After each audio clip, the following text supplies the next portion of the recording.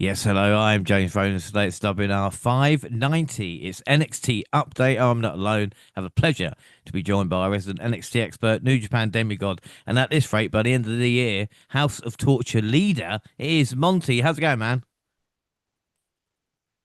Yeah, you got that right. If any association, that's about to be the quickest nickname that come and go ever. I might just get you to stop talking about it altogether at this rate.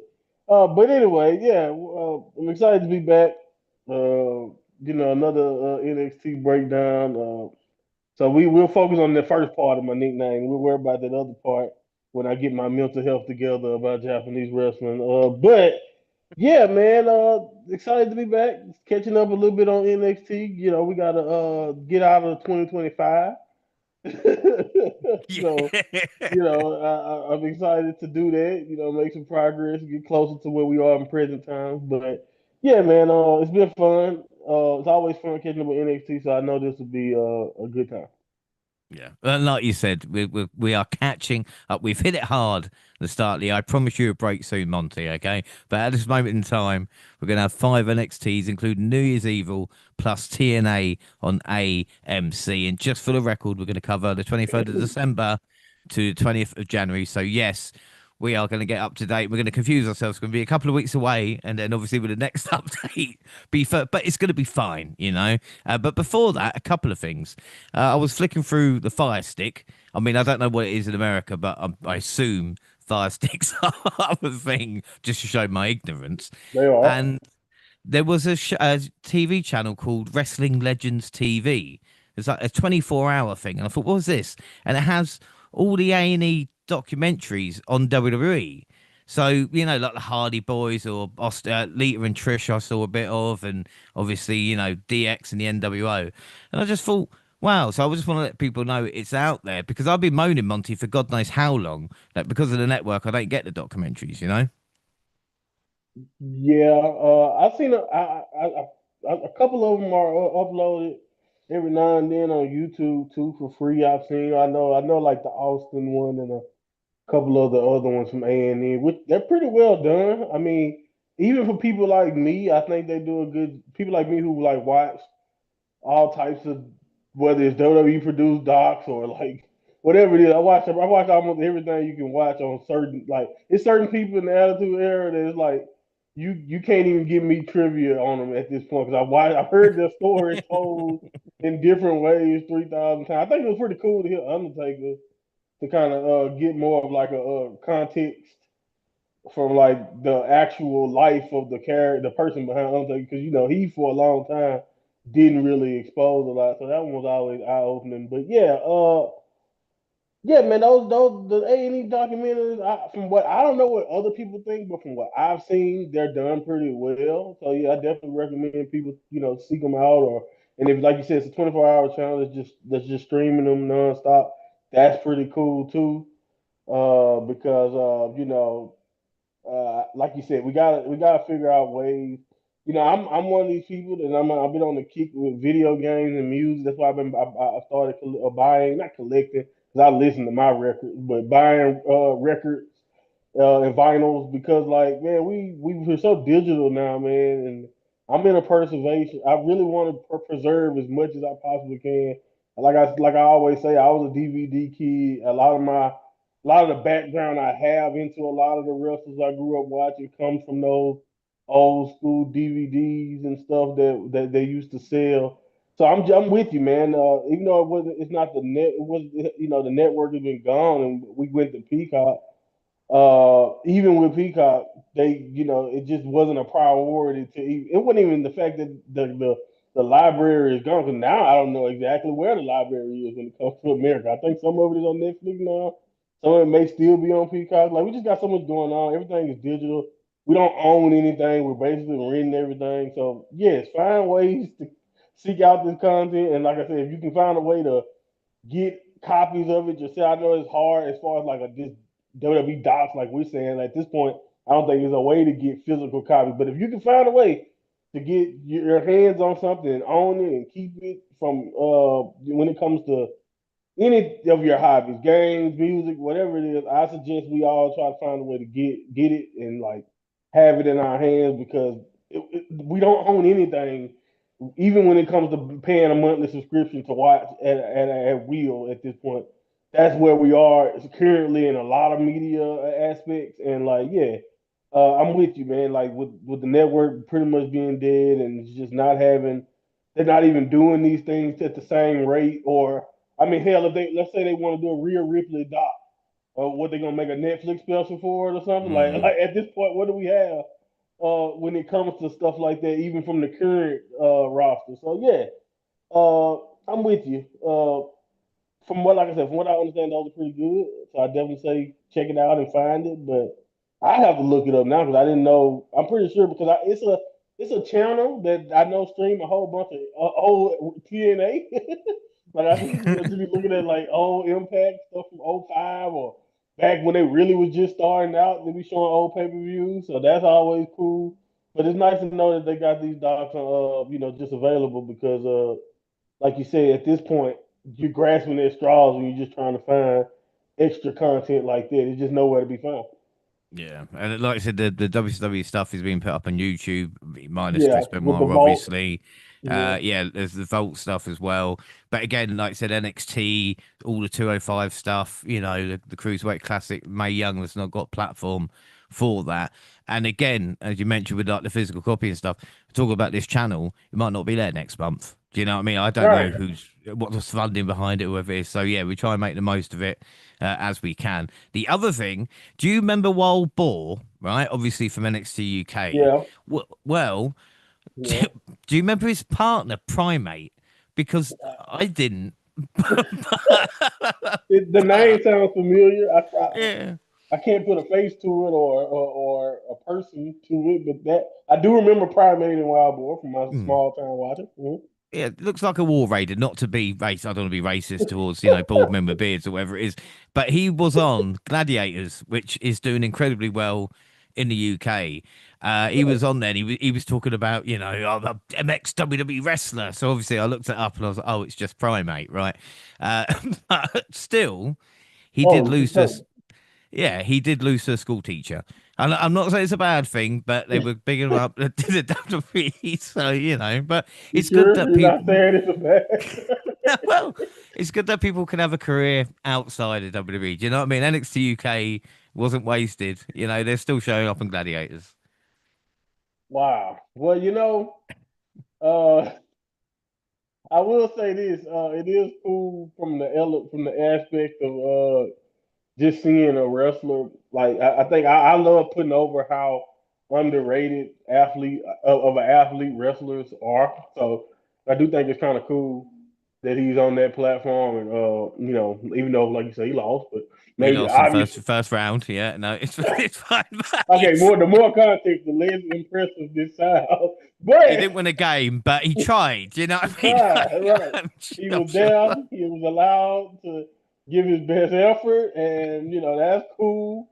And obviously, this is not your average school teacher because I know school teachers. They usually are not gladiator worthy. So, yeah, Yeah. Well, that's what I say. I that's a love the. nice tidbit though. It's a nice little tidbit of information. Shout Well, out that's to what I like the Primate. updates for. Yeah, exactly. You thought you were showing up from NXT, and I was like, here we go. I've got a couple of little bits. I've been Is busy. he still wrestling, or is this just? I Oh, assume he he's did. still independent wrestling, maybe. I Yeah, know the the. shots they showed had tens of people there, so it looked like Gotcha. yeah, yeah. Anyway, on to the NXT update, and we start with NXT 23rd of December, and it's Lola Vice versus Lady Dame to get us off with the action. Paxley cut her away through the wall below the crow's nest with a chainsaw. I mean, first off, how much damage has that wall had done to it? Do you know what I mean? Apart from maybe the barricades. But anyway, we saw her chasing Spears out with a chainsaw. Vice took advantage of the situation. Now Dame with a spinning back fist to get the win. Clarny Jordan attacked Vice after a win and took her out with a series of kicks. Before the break, Thea Howard was showing thanking Jordan Grace for standing up to her last week. When the show returned, the new North American champion was out to address the crowd. She spoke about how she's gotten so many opportunities that all led to this moment. She even gave Andre Chase a little shout out. Dixie she was interrupted by Blake Monroe. It looked like she hadn't slept in a week. The former champion cried as she said this was a mistake. She ended up decking Hale to kickstart a brawl. Security broke up, but the rematch for New Year's Evil is set. I mean, Monty, all I can think from these openings, bitches be crazy. I don't know if I'm allowed to I say don't think that. I can put it. I don't think I can put it much better than that. That's a great little. That's a great summary of that. Uh, yeah, man, I can't phrase it any better. I mean, again, we're obviously seeing this side of Blake because I do think we obviously know where this could go when it comes to her. And I gotta give them kudos for trying to make something out of something, something out of we know, not something that we know wasn't, a part of the plan, And so I do think maybe it's interesting to see just how far they're willing to go in this regard. But yeah, man, I think this fits. I mean, it's like you said, not only is bitches be crazy, but you know, it really fits the scenario and the situation because you can make the argument: do you really blame Blake Monroe for this? But at the same time, yeah, man, there's no doubt in my mind, like she's a little loony, and I like crazy chicks, I always have. So that's my problem. But but yeah, man, I think this fits, and I don't know. I will say this: like, I'm happy for Thea Hale being in this position. Like, even though I think we all know that this probably again wasn't a part of the plan, but yeah, man, like watching this stuff and just watching it all take this. It's funny that you brought up NXT UK. This storyline so far kind of really reminds me of NXT UK. Yeah. And because I do think Blake got a little bit of Nina Samuels to her, and like Yeah. she's in her own world. It's different. We may not view it, but like she is definitely in her own world of delusion. But it fits and it works in this situation, and I can't wait to see what happens next because again, I think they stumbled into a pretty interesting scenario. More so than like let's say she just keeps the title and moves on to the next babyface, something we've seen 1,000 times. So they kind of again I don't we know how we got here, but I'm not necessarily mad that we're Yeah, and again, the other thing I like about it as well, with the here. opening couple of segments, with obviously Tatum, with the chainsaw, the feud Yeah, with with Izzy Dame, you got Kalani Jordan, Lola Vice, and obviously Blake Monroe and Thea Howe at the moment. The women's division is still the rock of NXT. It's ever 100%. dependent, you know. 100%. Like, and I agree. And like, yeah, I think when you put it all together, it makes for like, it showcases not only why that we have a mid card championship, but like we still are here where we are to where we keep things focused, like in many different ways. Like, yeah, we talking about the mid card women's title, but we also got like storylines that's due to just relationships and we also got other things. Like everything is weaved together perfectly, and I think honestly, like I said, no, it's still like that. As great as I think AEW is starting to do, and I think AEW might be the closest thing, and WWE when they want to, but they still, in my opinion, obviously have trouble uh, focusing on more than a couple of women's things at a time. It is nothing else on television that, in my opinion, can give you multiple mid card or like not even title related women's feuds along with drama surrounding the main title. Like that is NXT's special superpower if they have one. Yeah, without a doubt. Completely agree with you. Ethan Page was shown to the Miles Bourne. He needs to figure out his next move because he can't handle the pressure in NXT.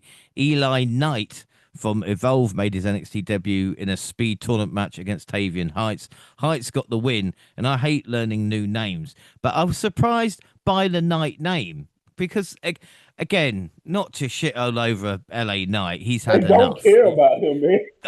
Is there any bigger sign? This is a young guy. Put Knight on him because the other fella won't be around for long. Do you know what I Right. mean? It's like Like, they don't have any faith in. I've never seen someone so over gets spit on as much as he has, and I don't know if it's an age thing.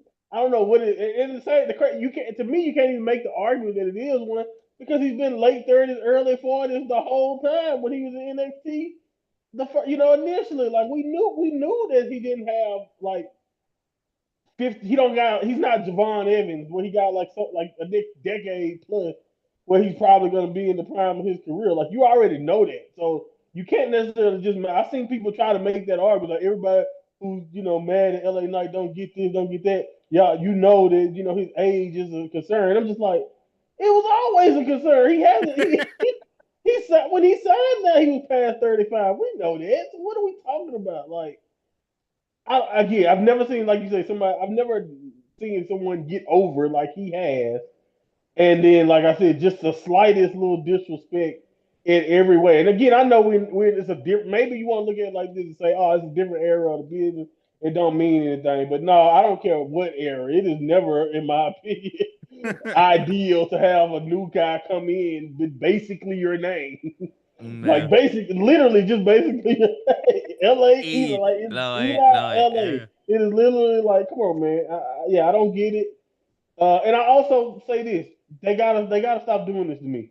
Don't ever do this again. Never debut anybody in a speed match. And the only reason why I say that is because, like, what the hell? So you just want me to see the person? That's it? Because you don't want me to get to know if he can do anything whatsoever. It's a 3 minute Yeah, I match. really enjoyed those 2 minutes. That was yeah, Right. yeah, Right. yeah. Oh man, I really got to know a lot about Eli in that 2 minutes and 1 second match. Woo.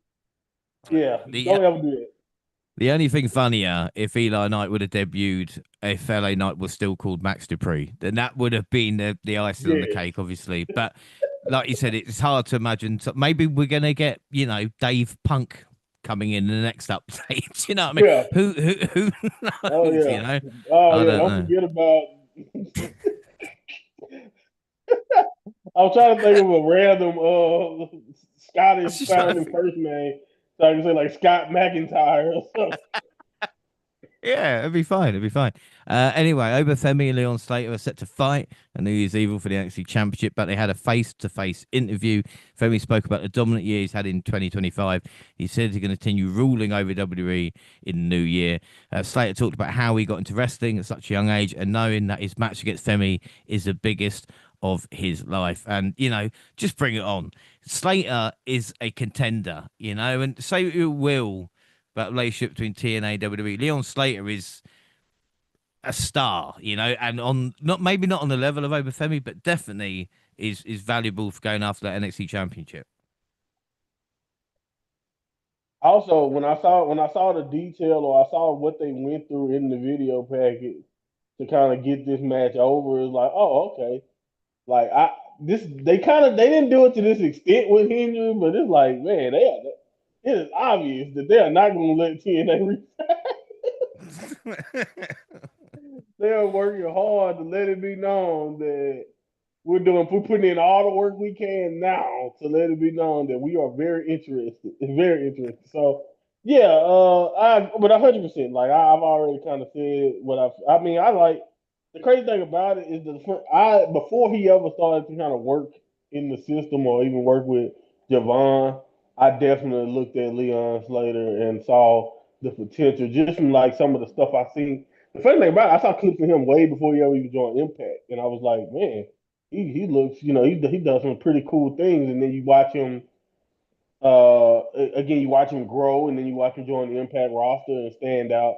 And I was like, oh yeah, he definitely has the potential to be one of those guys. So yeah, I mean, like you said, I don't. Again, Obafemi is really hard to compare anybody's potential to that because I think we all can see that he's going to be the man, and it shouldn't take long unless they lose their bleeping brain up there, which they can do, but I hope they don't.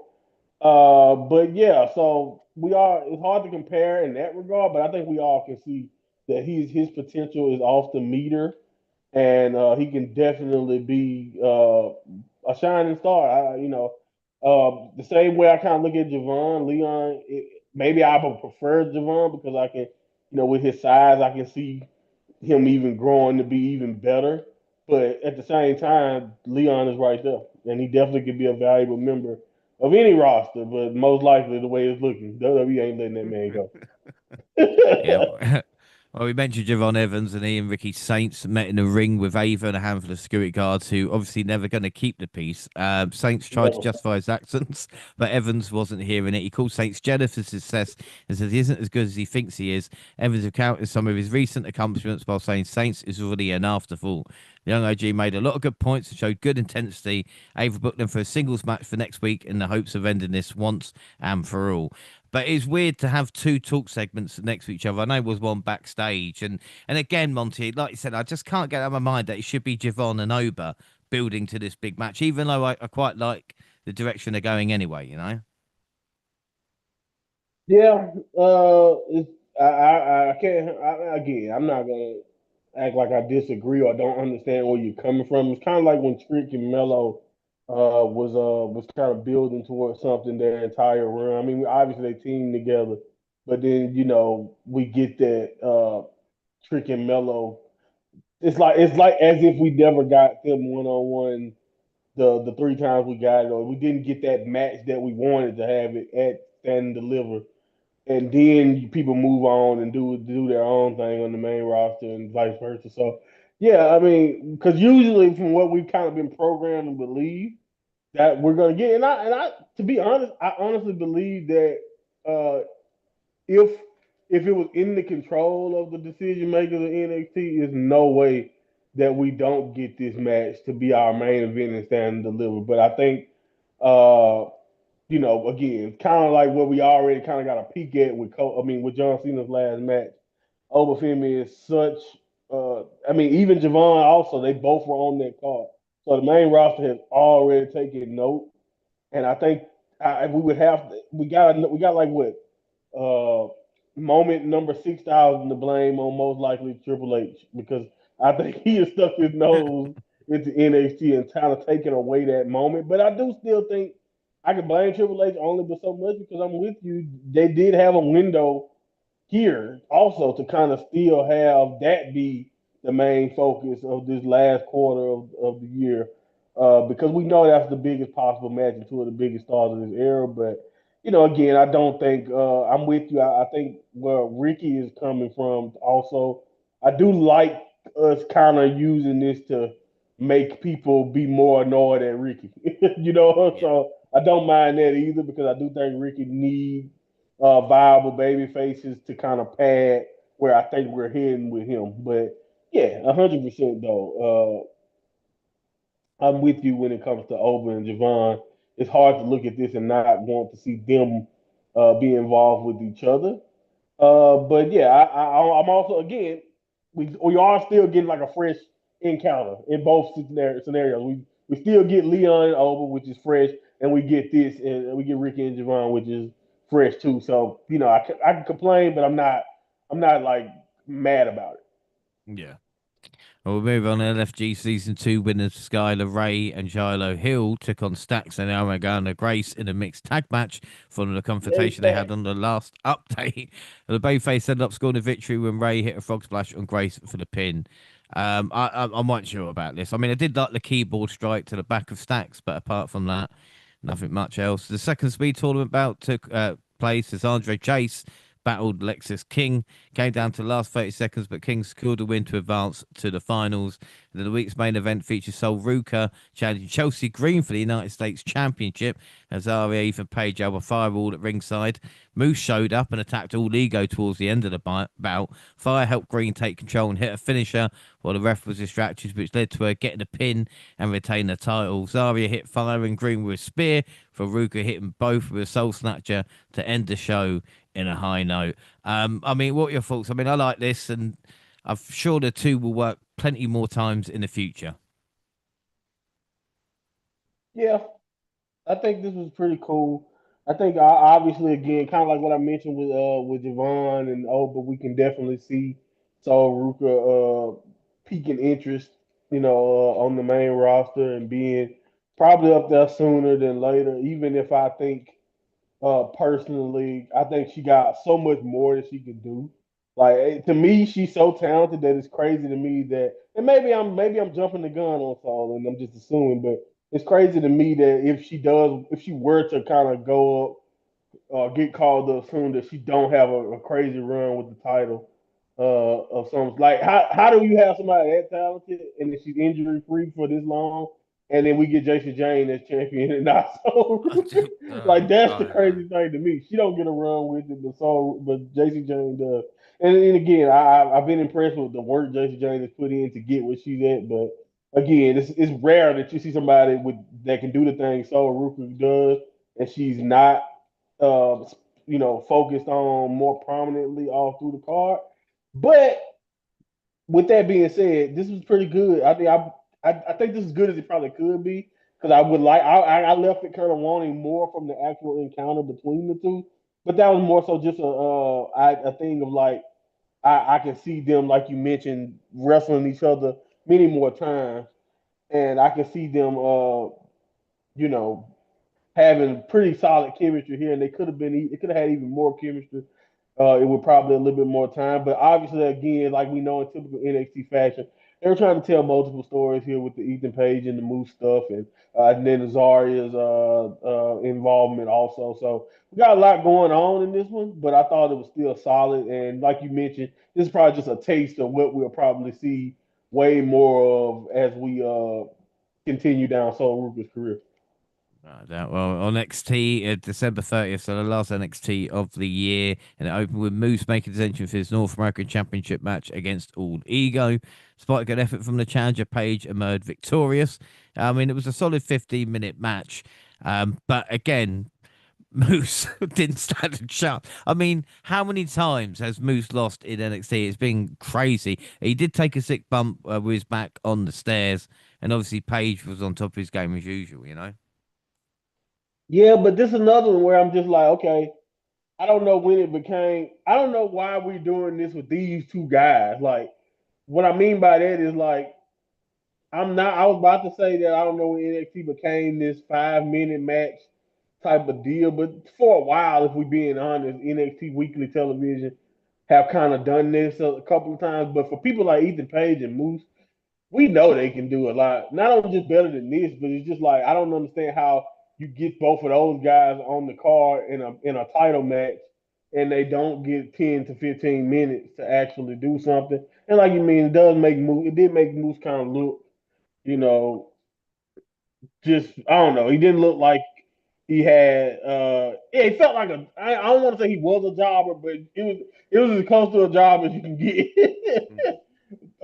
at times. But I do think, like you mentioned, it was a good stretch. And Ethan again looked great, like you mentioned, but and it was some good reverses. But it's like it's no way that they couldn't have. And maybe that's what it is. They did the best. They gave the best 8 minutes they could give you. But there's no way, in my opinion, you can book this match and not give them 15 minutes.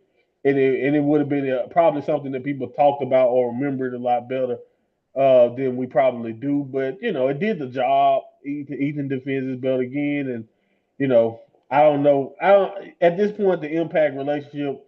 It is what it is, guys. Like I'm really like for all the impact fans, as far as like when you guys come to NXT, we gotta just be honest with ourselves and let it be known that only a few impact guys, if that, are going to look good when they're on NXT. And I hate that, but that's where we are. We've kind of been there for a while, but if Moose can't get more than this, more than like if Moose can't get a 10 minute match and actually look like he has a chance at winning the North American title, I don't think it bodes well for any other people on NXT roster.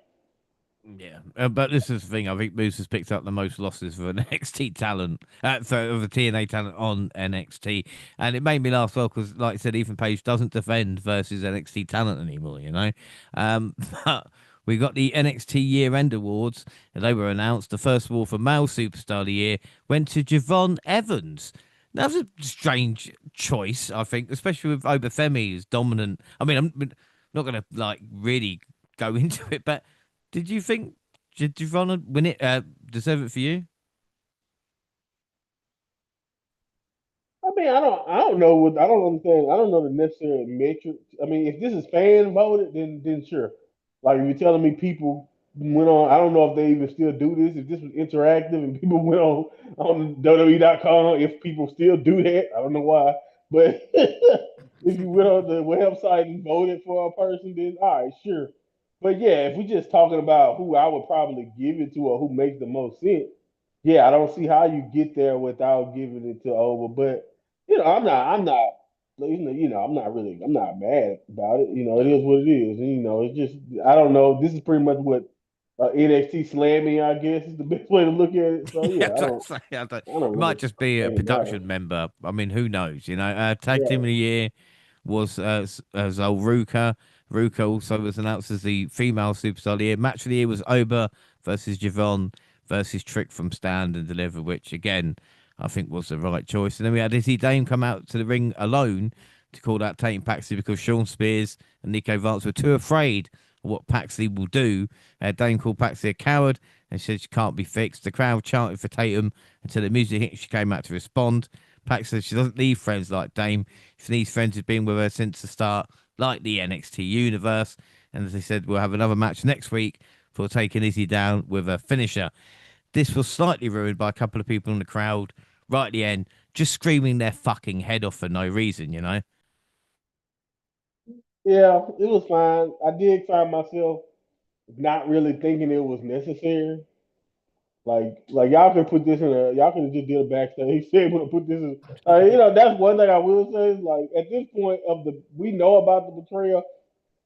And this is not it's not just a NXT thing because WWE main roster do this from time to time too. It's just like at some point we've already said all the words we gotta say. I mean, she broke down a wall chasing the woman just the Yeah. other week. Like, what else do we actually need to talk about this?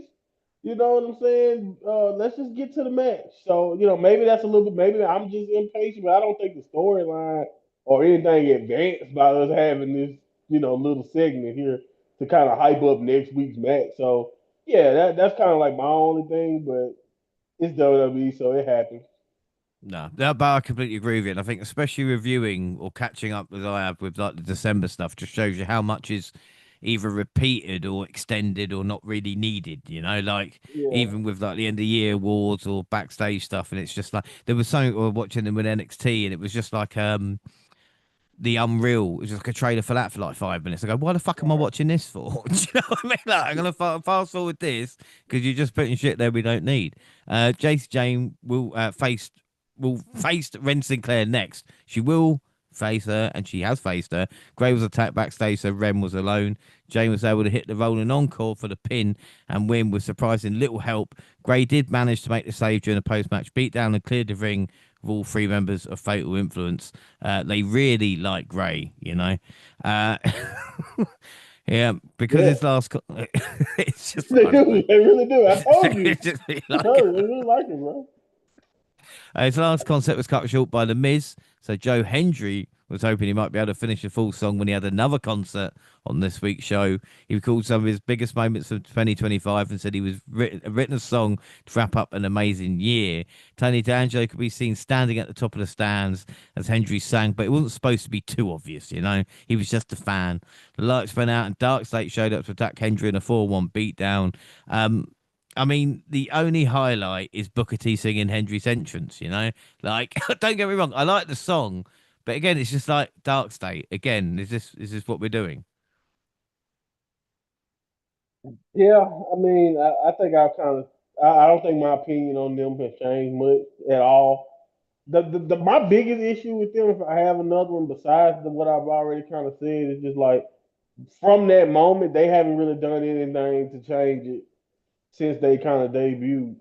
Like they direction don't make a lot of sense to me. They're not the most interesting. They are the same as what we just saw with Eli Knight. The only difference is they all dress up and like it's like that's what it is. Just like we got five young wrestlers who obviously got four. However, I don't even know how many members it is at the moment, but we got a number of wrestlers grouped together who obviously need to kind of get more reps in and improve. And we will see more of them in the future. But as a group, they don't really do much other than I mean, depending on what you're into, I guess look do they look cool to you? I don't know. They just you know what I mean. They're just together, and I don't know their direction. And then, like you said, when it comes to Hendry at this point, I'm in the same boat. I mean, at this point, they kind of relegated him uh to just a song and a gimmick. Like Jay Uso gets killed, or so they say that. But I'm like, y'all ain't seen nothing. Y'all ain't seen somebody get relegated to just a gimmick at this point. Like that's Henry. And I know some people may not like Joe or whatever, but I'm just saying they've already kind of WWE-ified everything that was kind of clever about Joe and Impact. So we'll see. We'll give it time. I'm not really too hard on Joe yet because I know I know how it goes when you come to WWE from somewhere else. You kind of got to find your footing. Even though he kind of like been like a shadow WWE member for a while, low key. But yeah, so we'll give Joe a little time, but I'm not being that nice to Dark State. Dark State is just boring. Yeah. They started trying to be the Shield, and like I said, ended up as Retribution. But the Yeah. finals at the men's speed tournament took place with Taven Heights, Alexis King fighting over the title against Jasper Troy, trying to get a title shot for Troy's title. As soon as the match started, Heights grabbed King and hit a belly to belly suplex to win the match in a matter of seconds. Woo! That's Superstar, oh Legend King. Watch no. out for him, guys. We think Hendry's got it bad. OTM destroyed Swipe. Right. Can I just say, Jackson Drake looks like Ethan Page has just made a wish to Zoltar. Yes, that was a big Yeah. reference. Thank you very much. And it Yeah. was hilarious. Yeah. The main event was Javon Evans versus Ricky Saints. Evans went after Saints as soon as he got in the ring, but the former NXT champ quickly turned things around and made it an even fight. Once Saints began focusing on his opponent's leg to ground a high fly, he seemed to find his groove. These two worked together to put on a fun and frantic main event. The ref was taken out with the best bump I have ever seen when Evans accidentally hit him with a springboard cutter. So Saints took advantage of the situation and hit a low blow. A new ref arrived to counterpin for Saints just after he'd hit his finisher. I mean, what were your thoughts on this? Really like this because it kind of like it show you that even in today's modern wrestling, they can kind of get bogged down with being like flashy or even like I said, even the bad guys trying to be cool. I thought this was very traditional in a sense, and like just what we kind of got out of it. If you ask me, I mean, think about it. I mean, you got like a high flying, again one of those flash guys with Javon Evans who can, who again, in my opinion, I think the real reason why I understand why I feel like he could definitely be ready for a call up is because conveying that emotion is where a lot of these guys who can do a lot of the cool stuff kind of lack, in my opinion. They don't really like, yeah, they sell, but you don't really feel like you need to root for them through something because maybe the facial expressions aren't there, or maybe whatever, whatever. And I think one of the biggest things that Javon has shown improvement on since coming into NXT, besides, of course, his talking, is in my opinion, that the fact that I feel like the more you watch him have to sell that leg or have to kind of put over the fact that he's in danger as a babyface, he's kind of gotten better at conveying that through the television screen and into the audience. So I think that is one of those things that I kind of look out for, especially in my baby faces. But this is one of those things where I also feel like with Ricky, I feel like this is more his style. This is what Ricky is capable of when he's not that he's not a good face, because I think Ricky can be cool, but I just think when he's trying to be vicious and when he's just doing his thing aggressively like this against a guy like a Javon Evans, his style fits really, really well in this match. And then, like I said, I just thought it was smart to target the leg, not only because we know Javon is a high flyer, but it's just something that's easily. It doesn't matter who you are. Like even if Ricky was fighting over Fumi, if you get good shots on that leg, it is believable that you got a shot in that fight because when you attack a limb like that, you can get an advantage. And I think they did a good job of being smart. And sometimes I just think you keep it simple, in my opinion. What I'm trying to say, like the low blow, like all of this is stuff that you can kind of say you did seen before. I do think the like you said, the ref bump and all that. Like you said, nothing. I mean, the quality of the bump makes it something I've never really, like you said, never really seen before. But I do think getting to that spot, getting to the low blow finish, all of that is like you said, versions of stuff that's been done before, but it's not. You don't always got to rewrite the book, in my opinion. And I think sometimes in modern day wrestling, fans or people, even wrestlers, kind of get bogged down in trying to do so much we've never seen before that you forget you can still have a really good or compelling match, hitting the hits, so to speak, or doing the greatest hits of wrestling, so to speak. And that's what this kind of felt like to me. Even though I thought it had some elements of it that was really good too. Yeah, I mean NXT hilariously put up the wrong graphic for Javon's entrance, so we saw the women's championship instead of Javon.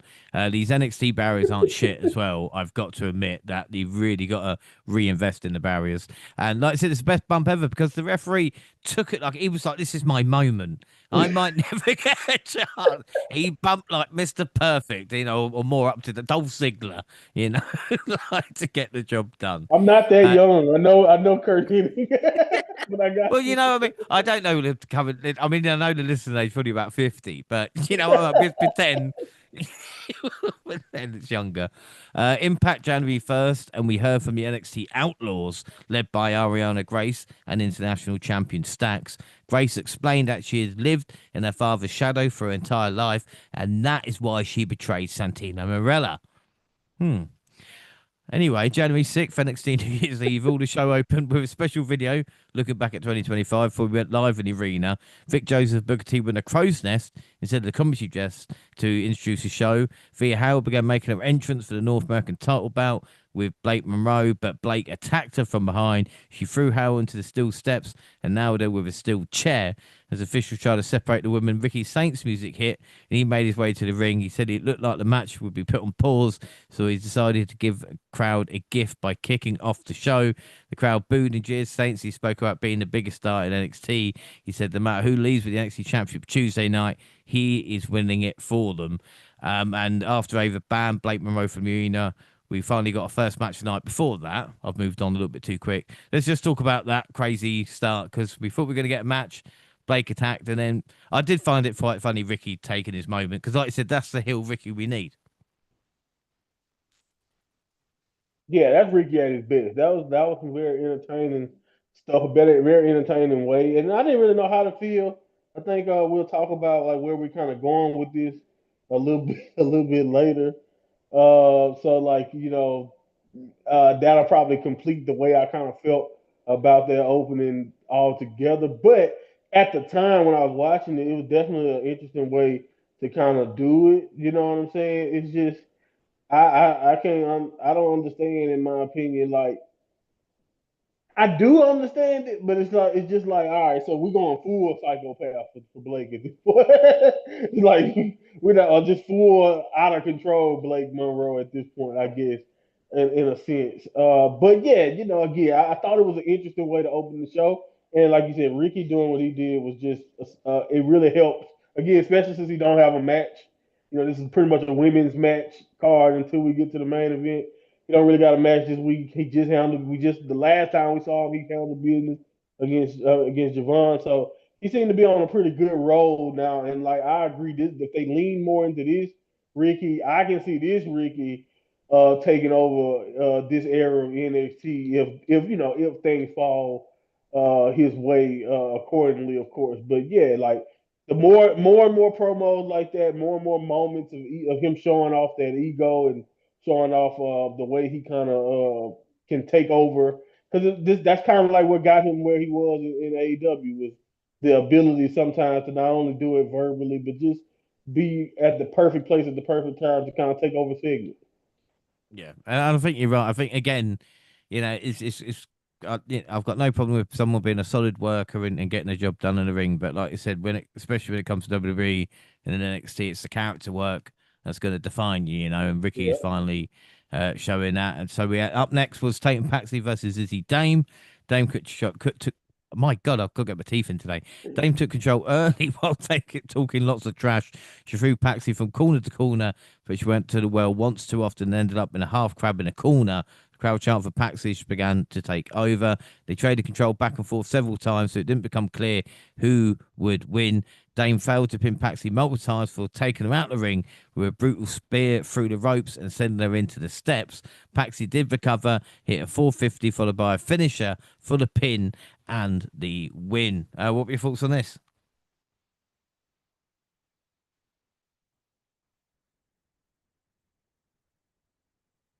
Yeah, I mean, I thought this was good. Like you mentioned, I think it was a good little conclusion, or at least seemingly a good little conclusion to what we kind of had going on here.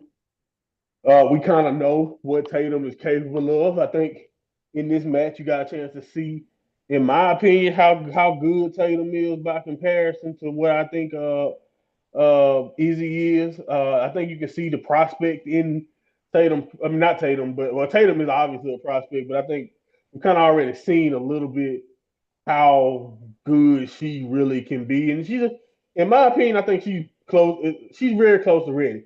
The crazy thing is, I think when we are at that point in NXT where you can go down a list, like you mentioned Lola Vice earlier, and a couple other names that we talk about all the time on this show, because they're booked so much. It's a lot more women, and I think this kind of goes back to like that little quote that I think Triple H gave on Unreal. We are at a place right now where a lot of women in NXT seem to be a lot more closer to ready than where we are with a big bulk of the men down there. And it's kind of crazy because, even though I think Tatum got a lot more run that she can do in NXT, she in this match led the way and I thought sold so well. And just, again, very, very, very, very strong performance with her. And then I thought her and Izzy had pretty good chemistry and with the story. And, like, again, to be honest, I think with the story that they kind of told going into it, it would have been nice maybe to get this. I don't know if this is maybe, and then maybe that's why I don't feel like this is the legit blow off. Maybe it's maybe a blow off for now. But to me, it's just like I don't know how you can do the story that they were trying to tell, and we don't get a stipulation or something also attached to it. But again, this is really good. I think Tatum is way closer to being ready than Izzy is at the moment. But I see with the size and everything Izzy can bring to the table that she has the potential to be, possibly at the top of the card sooner than rather than later. So yeah, I like what Paxton did here, and for the most part, and I think she is the one to really watch out of the two. But yeah, I thought this was a pretty good close to this book for now because I don't necessarily know if we're done with this for good. Yeah, we need a chainsaw and a pole match, don't we? But as you mentioned, Tatum has that connection with the crowd, and Dane will go far, but not for her wrestling skills. But I will say this was a lot better than their first encounter, so credit where it's due. And the French luchador is coming to NXT. It's nice. NXT Women's Championship was on the line when JC Jane defended against the current Evolved Women's Champ Kendall Gray. Ren Sinclair, Fallon Henley, Lani Reed were at ringside. Gray used her speed and agility to run circles around Jane before drop kick her out of the ring so she take out the entire Fatal Influence with a textbook moonsault. Henley Reed got involved to cause distraction and break an armbar, but Gray recovered and locked it back in. Jane escaped with a little help from Henley, and she hit a finisher for the win. And all I got to say is no disrespect, but how the fuck is JC Jane still champion in 2026? I nearly said it earlier when you mentioned about Sol Ruka not having him on, but like Lola Vice, Jada Parker, like what the fuck has happened? That is the most bizarre part of what I kind of be talking about how ready I feel like a lot of the women are for the main roster. Like we could be in an era where there's some talented women who don't touch the world title because we're still doing this. And I can't even call it an experiment at this point. Like we here and we've been here for a while. Like at this point, JC Jane is the face of the women's division, and that's crazy that. And I do think she's improved. I don't like taking stuff away from her, like you mentioned, no disrespect, because I do see why she's there. And I think even with the fatal attraction or whatever, I get like what the faction can do, the numbers game. Like I got it. I still stand on the fact that I think if we're just doing better wrestlers one on one, I still think Fallon Henry is better than her. Like, but it is what it is. Like we are here. I think JC is, at least as far as a confidence standpoint, she does exude championship material at this point. But maybe that's because I've watched her carry it for so long. Maybe I've been brainwashed to believe that, baby. But yeah, I'm with you overall. Like because I just, and it's not even so much as that I hate on her. It's just, it's like more so to where I'm like, if I'm thinking about NXT women currently, and I think about quality, or I think about if I did like a ranking, it's about 3 or 4 women that I probably would put over her immediately in my mind. And then you even got, in my opinion, what Kendall Gray has showed me. I see why. I mean, I'm not trying to say Kendall Gray is I haven't seen enough to be like she's so special, but everyone loves Kendall Gray, and I get why, because I see the athleticism and I see what she's been doing, and I see the instincts that she have, and I think the reason why is that I see why that I see why people like Kendall, even though I think so far as like we mentioned, NXT is more so about character, and Kendall will really be out of here if they decide to just kind of go past where she is now. To me, even with the straps and all this, and I get it. Maybe it's because they see the talent, they see how good she is already, and they feel like her gimmick should just be, I'm a really good wrestler. Well, this is WWE, y'all. You guys know what happens to people who whole entire personality and character is, I'm a really good wrestler. You know what happens to those people. So yes, Kendall, in my opinion, did show up in this match, and I do like, in my opinion, I think if we just talked about wrestling, Kendall is probably already better than Jason James. But again, because they don't necessarily reward that, that might be why we have the situation where we're in when we look at Jason James being not probably behind 8 of the other girls as far as like where we see talent in the ring, but she is the champion because that is not necessarily what's always valued, especially in WWE. So we'll see. I thought Jason did good in this match too. I thought this was one of the better matches because that's one thing I will give her props on. Since becoming the champion, she seemed to be improving, and like I guess that's what you can ask for. Even though I think, like I mentioned, like we basically the overall point of what we're saying is that it is better women here, and I can't believe that it's taken this long for them to just book one of those better women to beat her. But that's where we are right now, and hopefully it happens. Sooner than later. But yeah, man, they riding that Jason James wave, and we just gonna have to deal with it, or replace it with all the other storylines that we have going on. Because that's kind of what I've been doing. I just kind of been focused elsewhere. So maybe that's what we kind of have to do. But yeah, that's where we are, James. Well, I think that's my problem because every update I go, right, who are the champions? And I go, who the fuck is the women's champion? It's like, oh, it's JCJ. I mean, to be fair, I always do it for the tag team champions, but that's just because of the division Well, that's shit. just You know, yeah, that's just they're the two. that's way more depressing than Jason James. Yeah, they're the two champions. I'm always going, right. But it was like I said, it was a good match, and Thea Hale convinced Ava to let her defend the North American title in an open challenge. Oh, what could go wrong here? She was Mm. looking a little worse for wear. She limped to the ring, holding her Oh, ribs. You know, oh. as far as she didn't have any tape on it or bandages.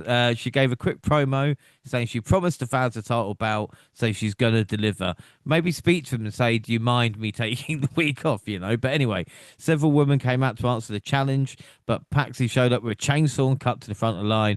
But suddenly Dame appeared behind Hale and kicked her in the head. The culling made the ref get in the ring and call for the bell. So the match was official between Dame and Hale. And the longer it went, the more frustrated Dame looked. Hale kept making short comebacks. The fight spilled out the ring. Dame chokeslammed the champion on the announce desk. And in the end, she ended up getting the win, become the new North American champion. I mean, what the fuck was this? You know, it's just like I was. Just, did we skip 4 weeks of NXT or something like that? I'm not sure.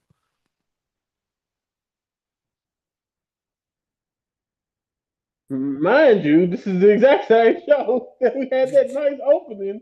And I told you that I'm gonna wait to give my thoughts on because it just we again, and this is again, and I don't again. I'm not trying to say this because I know what WWE is. I think some fans get sidetracked and they get frustrated with WWE because they want WWE to be something that is not. They want you to value great wrestlers the way that they value just great wrestling. And we again, WWE can only show you so many times how they feel about it. This is a perfect example because say what you want about Thea Hill. We don't even gotta say Thea Hill can lose this belt. And but like, why are we doing gymnastics around Blake Monroe? Are we doing this to get Blake to the world title? Because that's where I came away from, where I was just mostly annoyed because I'm like, if you're gonna do this, let her be dumb enough. Let's not ban Blake from the arena. Let's just move the match around and let Thea be dumb enough to not accept Ava trying to cancel the match, and then she can still be the dumb babyface who lose her title. Because that's basically what happened. And like again, babyfaces are stupid. Zack Sabre Jr. He told me that wrestlers are not the smartest people in the world because they sit there and they wait on people to moonsault them and stuff like that. So I get it. I understand. I know that this can happen. I'm not trying.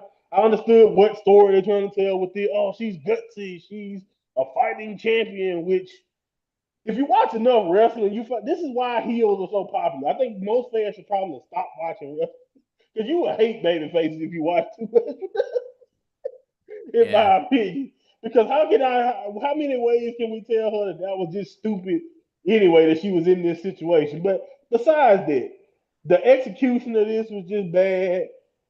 How the person with a chainsaw have to leave anything, she got the chainsaw. So I'm just like, what are we doing? This is just ridiculous in so many ways. Before we even get to the fact that Izzy lost a match earlier, and but was able to come out here and but walk out champion. So I don't know. I'm obviously not a fan of the decision, but here we are again, and now we got two belts.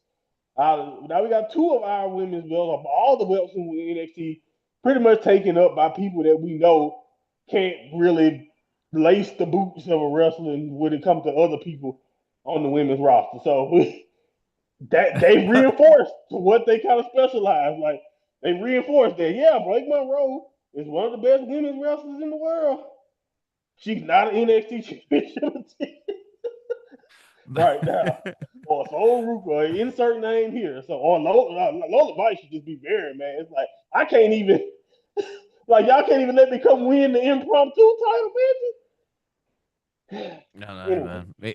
No, honestly, like it's when you think about it, it is just kind of crazy where we go, and it makes Blake Monroe seem.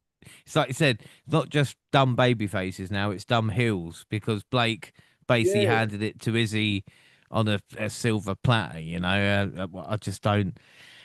I just makes don't no know. sense, man. No. When we returned from a break, All Ego was in the ring trying to hold a celebration for himself since he had more successful title matches than anyone else in NXT in 2025. He bragged about beating Moose and sending him back to TNA.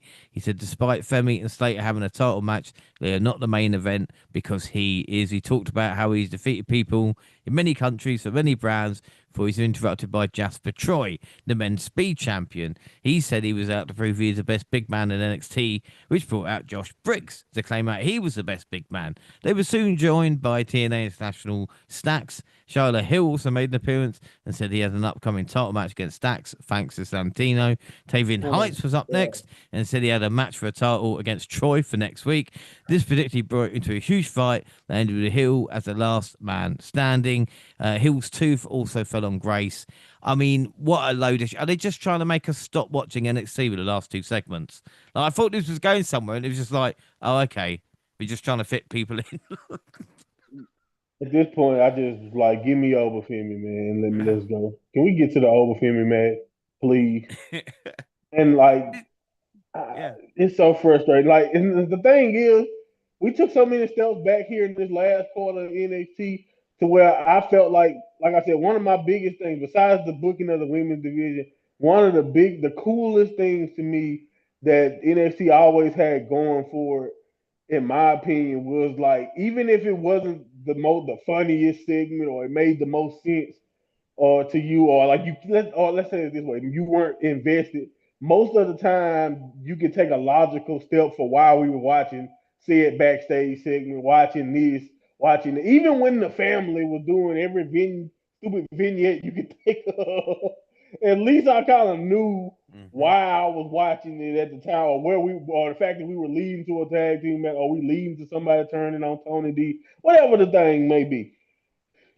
And then you cannot convince me that ain't nothing but hey man, we got like however many minutes left, but we gotta give Oba and Leon 15 minutes. So we need to do something right here to pad the time of the runtime of the show so we can get to the main event. Because what was the purpose of any of it? Just Yeah. like, man, what a waste of time.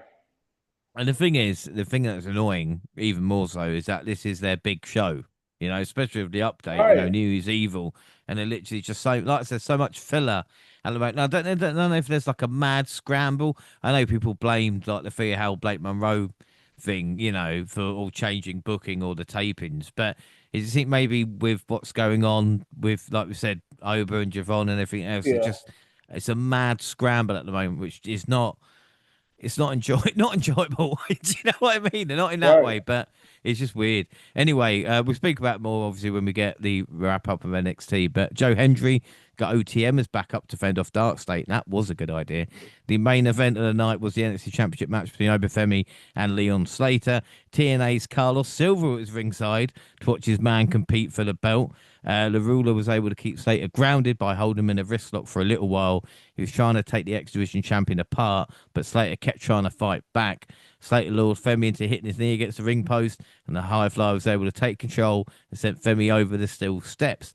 Femi did a good job of selling, while he still appearing to be his usual dominant self. He eventually got the job done with the fall from grace. I mean, Monty, what are your thoughts on this? There's one moment I did love, and again, I know he's WWE bound, but Leon Slater, the focus in his eyes during the in-ring introduction at the start of it gave me chills a little bit with how switched on he actually was, you know? Yeah, no, I agree with that. I thought, like you mentioned, the intensity at the beginning of the show, at the beginning of the match, definitely was there, and you could tell that this was.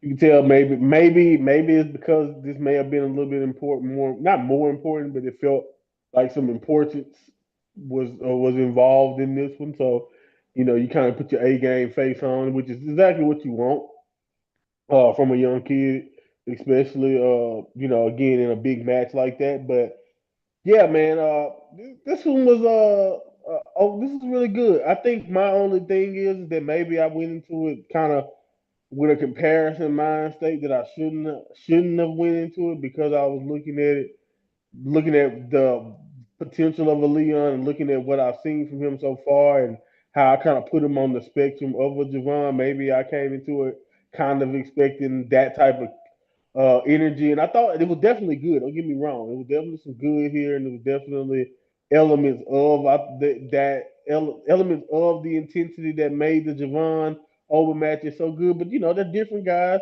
different time. There's also a different chemistry, and I think I maybe looking back on it now, I probably could have gave more of that thought into it. But I did come away a little bit disappointed in the quality of the overall match, but at the same time, I thought it did what it needed to do. It was a good, solid defense. Obo looked great, and I thought maybe Leon could have got a little bit more offense in, but it is again Obo Femi, so I'm not really, I'm not harping on that too much. But yeah, man, this was again, I thought it was a pretty good match. But I definitely, maybe it was just me. I was looking for a little bit more out of the actual match, but it was definitely a lot of good there. And maybe the more they interact, in the future, because again, I think we all can smell that they probably will. Uh, they'll be able to show even more than that. But yeah, overall, I definitely thought it was good. I think Ova probably have way better chemistry with Javon, but that doesn't take away from this match. No, and again, I mean, I love the David versus Goliath type matchups anyway, so I was really, really into this. And then strangely, Ava afterwards confirmed that Javon Evans, Trick Williams, Lash Legend, and Jordan Grace have all moved to the main roster. And if it didn't make matters worse, it appeared the show ended with Femi leaving the NXT title in a ring, possibly indicating that he was relinquishing that championship. Tony D was shown looking at it from the crowd, but I mean, before we get to Oba, first off, Javon, Trick, Lash, and Grace. I mean, my God, they're gutting out NXT. What's happening? I mean, you can't really put it any other way to how you just said it. That's exactly what's happening. They've it's kind of like I don't want to say a yearly thing because I hate to kind of stoke that fire and make it seem like every year we're gonna just get invested. But we seem to be at that point almost to where we get invested in people, we get invested in talent, and kind of similar to where we were with the women's division with Julia, Steph, and Roxanne, kind of losing them all around a similar quarter of the time. Not too much time in between when they all kind of left. Uh, and like this one was even more overt because you actually literally have Ava like calling a lot of these people that we barely know the names of and letting them know that yeah, we're gonna need you guys to step up because all the people who everybody actually like to watch this show for are leaving. Yeah. That's kind of what that whole segment felt like. But hey, faceless guys, we're gonna need you guys. We don't. I know we don't really know because there's a couple people that I'm like, who the hell is that? But anyway, it's like yeah, like yeah, we're gonna need you guys to step up because the actual meat of the card outside of maybe Ricky and Ethan are gone, and it's just like and so Ruka maybe and yeah, it was tough. It was tough. I think like I said, the writing was on the wall because like these people are already getting like not really I don't know if they were all getting vignettes, but like I said, the last show of Cena, the Cena show, was definitely a big tell. Even though that we could have just looked maybe you was delusional and just saying that's just because Cena wanted to showcase NXT. But no. That was definitely a tryout, like a television tryout, basically and over, I kind of figured because I think we kind of talked about, especially after the losing to Ricky in the hiatus, that he probably was way closer to being already gone than he wasn't. But at the same time, I think we all know, like we want. I think we want. I know I wanted more or no, more opportunities to watch Javon in NXT and see what he could accomplish. Same thing with, of course, Last Legend. I don't think she ever scratched the surface, especially if you just go off of booking in NXT. But at the same time, I think the partnership and the stuff with Naya, I'm not mad at that association, and I haven't been mad at what they've been doing together. So that again makes sense. Even if like I said, I can nitpick. Jordan Grace, a central NXT loser. Definitely would have been cool to actually see her do something and win in NXT. But I think we already knew that we knew that Jordan was very close to already main roster level. So I don't really mind that one, but all of them at the same time always is gonna suck and hurt. And but for some reason, this is how they want to do these call ups, man. We're gonna, like I said, by the end of the year, the way they seem to like Kendall Gray and whoever else that you want to put Mm. Saul Ruka, you know what I mean? If Saul Ruka make it to the end of the year before getting called up, like it's why when we're doing year end predictions and I gotta predict where we're gonna be at next January, I'm like, I could literally not know any of NXT champions, like not because of like not watching, like it's gonna be just people we don't know yet. It's gonna be people from Yeah. Evolve as the champions by the end of December. Like that's where we seem to be because at any time when we're watching at any time NXT can be gutted like this. So it's just one of those things that I've kind of become kind of used to, but I really do wish that we had more of a trajectory, kind of like back in the day. It felt like we knew when it was around that time when people were probably going to be gone. It was done a little bit differently. But now it doesn't really matter what the actual NXT run culminates to. They could potentially be gone. So it Yeah. sucks. It really do suck. And I think in this case, it sucks the most is because we don't. In other times, even like for example, for Julia, Stephanie, and them, we saw like literally, I think the same night or whatever, some of those girls left. We had Blake Monroe literally coming in. You know what I mean? Like we had replacements set up. Like for the Trick Williams, we knew Javon, and even though it felt like Trick would have been gone way before Javon would be gone, but they ended up leaving around the same time. But Mm. that's my point. Like even for Trick, we had when you Mello left, we knew Trick was gonna be in position. Who is the next? Especially in the men's division? Who's next? Like who's the one? I mean, do we gotta wait? Like is Miles Bourne? Even though they've been kind of Miles Bourne might be closer to gone than he's actually gonna ever be on top of NXT if we really think about it. Like that's where we are right now. Like that's the scariest part. The scariest part is that they're good in the roster, and I feel like we're almost starting from scratch in the men's division. Well, they did that with the tag team division, didn't they? I think literally the And same thing with Ava saying to them all, like, there's a chance after Fraxion's gone. So if that's the case, then no one will answer the call. But again, it's weird to think Trick was the only one who kind of, I don't want to say did it right, but do you know what I mean? Accomplished everything he could in NXT, yeah, put someone over, and then eventually left. Javon, I think, still could have had easily. Again, I understand that maybe the rush, but I don't understand the rush to get him to the main roster. Another year in NXT, I don't think it's going to hurt him if he's going to have another 25-year career. It's like with Lash makes sense because she's part of the tag team, so at least she's got something to do. And Jordan Grace, I don't know if it was just in her contract she had to be in NXT for a year. Like honestly, yeah, I don't know if that because she did nothing. Like right. honestly, She there re- was. all she did was put people over. To be honest, she literally didn't do anything. Put people over. She didn't really change her character much. Yeah, they didn't change her name. I like, just like nothing changed. Like she was just there to kind of, I guess, help people along. I guess in a sense, but she really didn't do accomplish anything. And yeah, I'm with you. And then like, if you look at where they're look ahead to where we kind of are now, she's already kind of like just in the seemingly be in the picture against Jade. It's just like what the hell was she ever? I mean, even in the Royal Rumble when she came out, it was like, oh, they brought it up. They said it was Roxanne, but I remember Roxanne had been in NXT and been in the Royal Rumble like so it's like her third Royal Rumble. But Jordan, they were like Jordan's second Royal Rumble. I'm like, you know what? If you think about what she actually did, they could have just put on the main roster.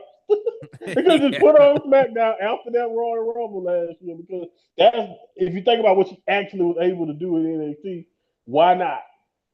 Mm. And another thing I hate as well is taking an NXT champion. There is no any champion of NXT. I know they have done it before, but it just doesn't make sense. It just unless they wanted a random ladder match with random people or so. Do you know what I mean? Again, why didn't they Mm-hmm. just let up for me Leon upset Oba and it would have given TNA the biggest moment because the TNA guy would have finally won an NXT title. It would upset Oba and Oba could recover from a quick pin or wherever it is, and then you can have Leon defending that title and losing it to whoever they want. But I You suppose know why? You just said why. I know why, but I'm He's a saying TNA guy. how good would that have been?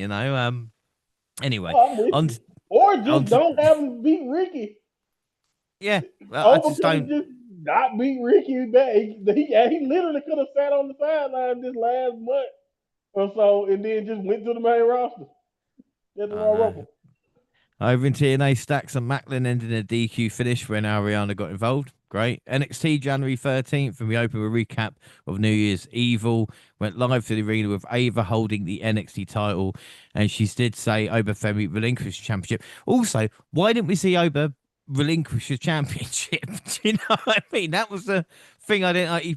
We didn't see him put the title down on the mat, and we assume, maybe Tony D kidnapped him or something like that. But she said Obafemi had relinquished, and we saw most of the men's rosters around the ring. But once men felt the need to have his own entrance, one man felt the need to have his own entrance, and of course that was Ricky Saints. He made his way out and said he should be the champion, and seemed to think Ava should just hand him the title. Ava said there would be qualifying matches next week to determine who would fight for the NXT Championship in a six-man ladder match on February 3rd. A huge brawl broke out for no reason after the announcement. There was no reason for this brawl, all right? But it was Keanu Carver who was last standing in the ring. I mean, I don't know. This, like you said, this is the future of the men's division. This is it. Yeah, yeah. I mean, I from what I didn't watch LFG, but clips circulating. I guess he had like an attitude thing or whatever.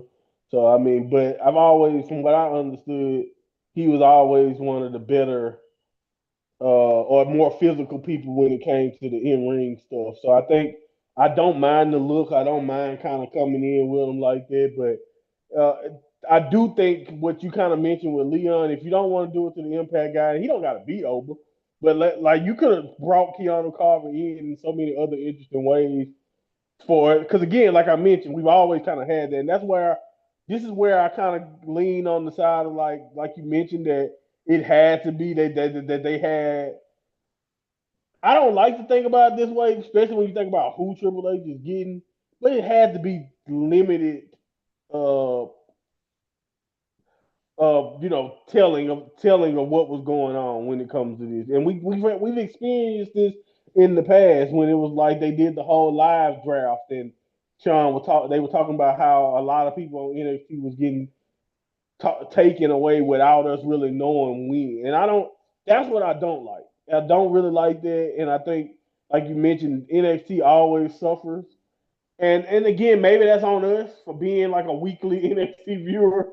Like I really believe that they don't want you to care about it. It's kind of like I know you I don't know if you know much about American baseball like with the minors, but like the minor league every American baseball team has a minor league team, and they have like a whole system below that kind of they can pull talent from at any time and whatever.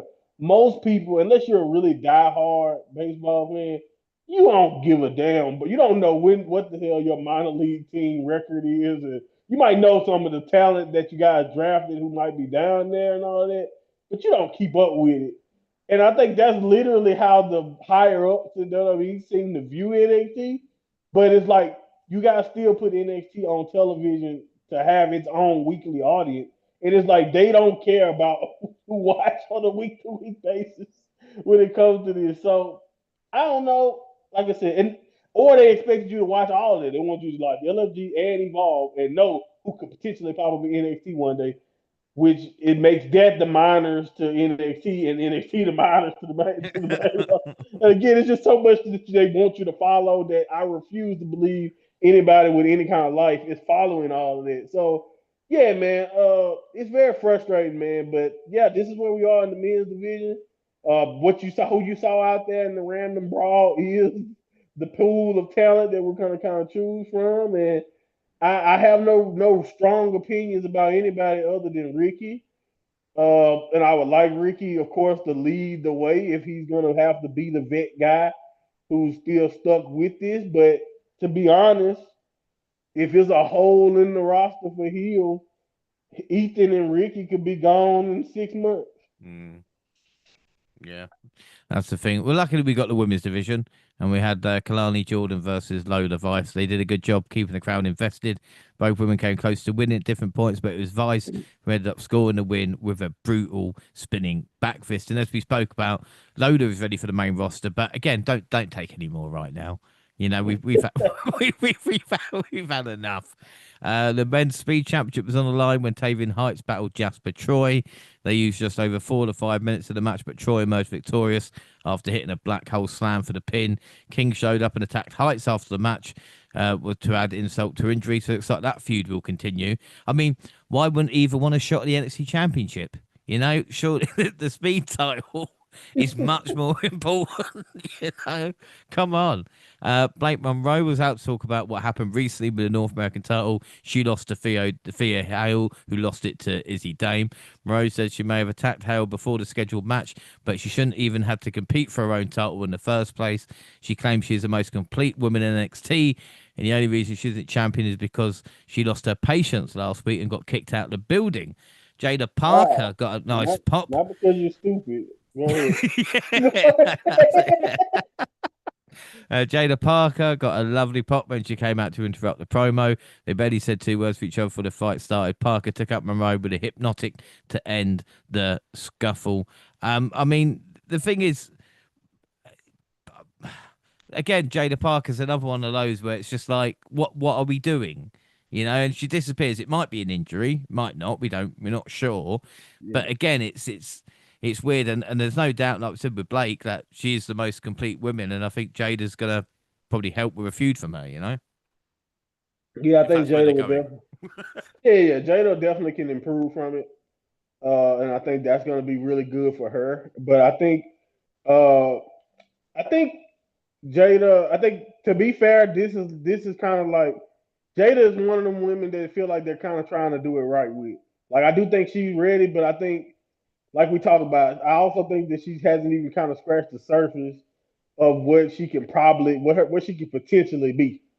And so what I mean by that is that she could I believe right now that this is fine because it feels like we getting a new version of her and she's kind of going the baby face route. And I would like, and this is like I always say, unless you're a finished product who just signed, like we mentioned with Jordan Grace or something like that, I'm the type of person who would prefer NXT talent to kind of uh, I'm the type of guy who prefer NXT talent to go through a night if they can go through a good run as a heel and go through a good run as a babyface. A length of time as a heel and a length of time as a babyface. So I think now since Jada has kind of, even though to be fair, she always kind of got cleaner or a babyface reactions, she was kind of moving with an attitude and a heel like persona originally. And that promo felt way more. I got the people behind me. I'm refocused and I'm ready to seriously try for the title, try for the championship.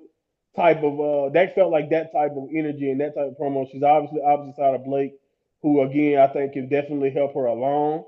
So yeah, do I see more for someone like a Blake? And she should she probably be doing it, but here we are. Because of that stupid decision of not letting a babyface dethrone Thea or just letting Thea keep her belt, Blake is now in a hard place to where she's not even going to actually show. She's not even going to try to chase her championship now because we got heels there, and she also got to act like the world championship don't exist, pretty much. So she just got to say, "I'm the most complete woman," and that means absolutely nothing because you're not chasing a championship at this point. Mm. That's where we are right now with Blake Monroe. And like that's very frustrating because I think a lot of this is way out of her control. But yeah, but yeah, so it's weird. I think Jada is fine because I don't mind them trying to go the babyface route and see if that can see how she looks and how can they work. How can she work babyface? Can she get empathy from the crowd consistently? So I don't mind her getting more reps. It's kind of like we kind of talked about with like other people getting a chance to do more than one thing. And then that leads me to the thought process of where we are with Blake, and then where I'm just like, okay, she obviously is the best or like the most complete. What are we gonna do with this? Are we just gonna use right now? I feel like we're just gonna use her to try to get other people over. But She's because yeah. we got heels as champions, though we're all in a rock and a hard place. So that's why we need to either build up Jada Parker to get one of these belts, or we need Ruka. Somebody got to finally get over the hump so we can get eventually get Blake in that position, or Blake will just be a Jordan Grace who we know got everything it takes, and she Yes, I won't get was it. say, yeah. Yeah, she won't get it until she leaves, which is I don't necessarily want that to be the case, but that might be where we are. Yeah. Oh, we'll move on. Eddie Floor is coming and getting a shot at Ethan Page's North American title. That's good. Ariana Grace accompanied Stacks to the ring for his TNA International Championship match against Shiloh Hill. Grace gave Hill a quick slap before the match got started. With a little help from Grace, again, Stacks was able to reverse an inside cradle to get the pin and the win. The ending was bollocks. I don't like either. And Shiloh Hill makes me like The Undertaker less. And The Undertaker used to be one of my favorite wrestlers. It's crazy how it happens, isn't it? Oh my word. Izzy Dame came out to talk about winning the Women's North American Championship. She asked the crowd Yay. why they were happy to see her lose to Tatum last week. Said she'd been watching how women in NXT work so she could use it against them. Dame said losing to Paxi gave her clarity, helped led to her becoming champion. This is an hour. All right, the hour she got clarity, and then an hour later she got the championship. She mentioned a few names that she knows want the title shot, but she also said she don't know what they're walking into. Paxi came out and rushed the ring to attack Dame, but security held her back so the champ could escape. Paxi hit a ref. The announcers mentioned it would cost her. The segment just sort of ended there without any resolution. So Paxi hits a ref, and she's gonna, get fined. But Leon Slater wipes out a referee, and I mean, no, it was That's an accident. It was an accident. He killed that ref. I'm just saying. Anyway, the Obviously, main. they pick and choose when they want to kill because, like Yeah. Blake Monroe got kicked out of the arena, but Tatum has brought a chainsaw to work multiple times. So they In the don't. main event, Joe Hendry got Dion Lennox in a no disqualification match. The match started with an energetic lockup as OTM and the rest of Dark State watched from ringside. It almost felt like a lumberjack match at first because both men were trying to avoid being tossed out near their opponents. Looked like Lennox was going to win, but OTM pulled him out of the ring to break it up. Dark State and OTM fought each other until they were all backstage, leaving Hendry and Lennox to fight alone. Tony D showed up and hit Lennox with a chair, followed by a choke slam. He helped Hendry get up, only to choke slam him too. He put Hendry on top of Lennox to give him the win, making this one of the most confusing endings to a match we've had in quite some time. Tony D took out several security guards. Ava tried to send out to the ring as the show was ending. Um, I don't know. My only thoughts is OTM equals APA. I'm into that. That gimmick hasn't been around in a while, and I'll take that. You know what? That's fair. I didn't really connect the dots, but that's actually pretty fair. I went that might be a way to make them kind of stand out outside of their look and everything. That kind of may make them give them a gimmick. I think that's since they kind of lost whatever loose association they had to Jada, they kind of didn't. They haven't really, I think one of them got hurt and they just didn't really have anything to kind of build on at all. So that'll be a way, in my opinion, to get them on TV in most interesting ways. And I agree that was always a creative gimmick that I think has kind of been underutilized in general. Like like make us like basically wrestling mercenaries, or Yeah. wrestling, like you said, hitmen in a sense. So yeah, I like that. That actually can work.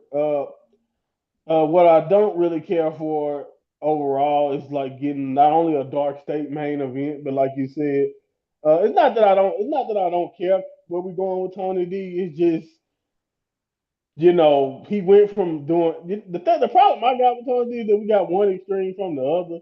Like we got a whole bunch of talk and no action, and now we just getting now we just get finishing move and no talk. It's like we can't get balance. We can't get any explanation of why or what we're seeing. Like, and then I'm gonna attack the heel and the baby face because I'm neither. Like everything about this just is just emotional. But then again, he's trying to show no emotion. It's like nothing. Like, what do you get from this other than, hey Tony, thanks a lot, or no thanks, whatever. And then the problem is to me is that since I don't really care about who win in this, or I don't care about this dark state injury feud, that to where it's like, well, when he did beat up both of them, I didn't feel anything about it. But then when he put Henry on the pin, I was like, oh, okay, so you are a good guy. So I don't know. I don't know. That was just weird, but I assume we going somewhere with this Tony stuff. So Has anybody told him the title's vacant? Do you, that's I what I'm know he's saying. seen it, but he just doesn't seem interested in it in the moment, and it makes me wonder, are they trying to work out his accent? What's he gonna, they're like, don't talk yet because we don't know if we want you Right, we don't Italian know. American or your normal accent. Or Tony D's real voice might be like, "Hi, I'm Tony D," and they just be like, "Look, guy, like just leave it." Right before the Oh last episode of man. NXT, we've got TNA on AMC January 15th. Such a big deal about this through TNA and Woo, basically everybody else. The first bit I should say is Leon Slater was not there as WWE wanted him on the European tour. I man, that pissed me could off. I could not fucking believe. I was like, TNA, don't be. You always say to me with TNA, and I'm like, TNA, don't be a bitch. Don't Right. be a bitch and let him. You need your X Division champion. If I was TNA, I would have started this show off with an X Division triple threat and showed you what TNA can do. Do you know what I mean? But instead, it was just a clusterfuck. And I know things changed as well because the Rascals, who were scheduled on the show, went to AEW when their contracts expired like a week before. So we talk about NXT with the call ups, the TNA with the fuck ups. I couldn't put it any better myself, man. It's just like have some backbone, bro. Like this is part of the politics that I talk about. And I just don't at this point, how can you beat any of the allegations that any of the outsider or the impact fan who did not like this whole partnership from the begin with? You can't beat any of those allegations when you can't even get your own champion booked for your biggest show. Like, yes, do I think the partnership is a big reason why they may have this TV deal with AMC?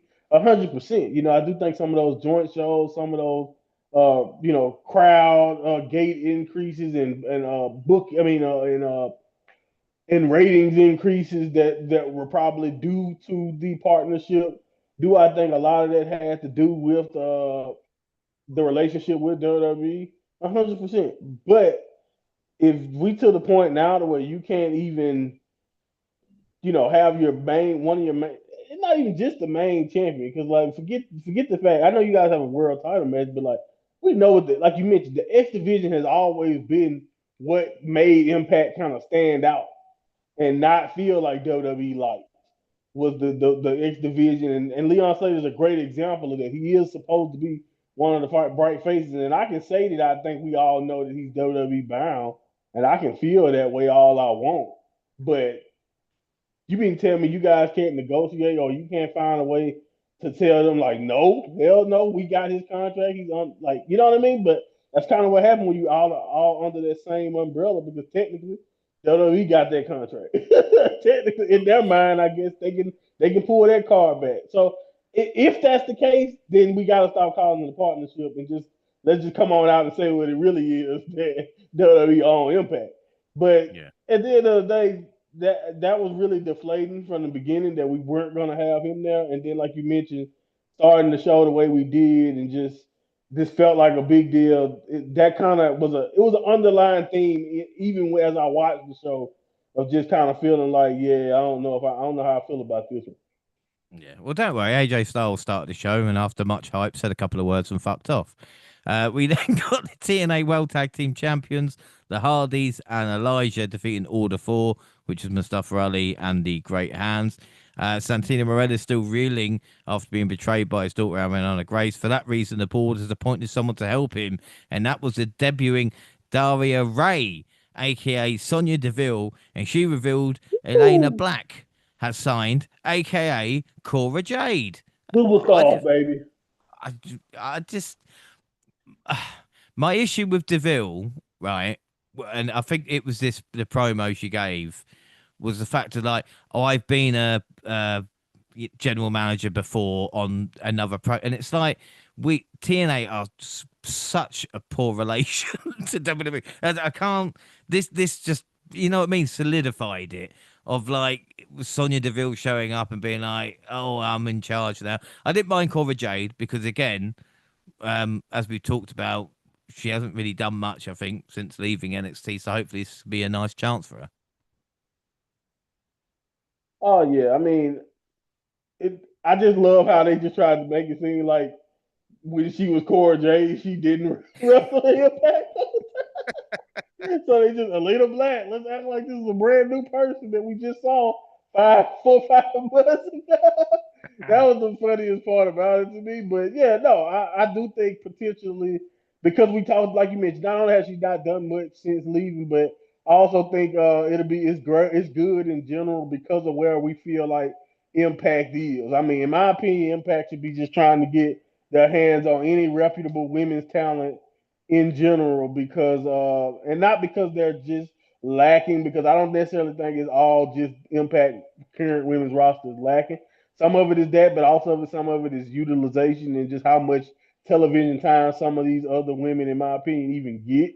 Because I know it's plenty of women in my that I barely even see, on television. So that's kind of how I look at it. So yeah, I will say that at the end of the day, I think Elena has the potential to do good things, and that's cool. But I would be lying to you if I thought that this is how I open my show.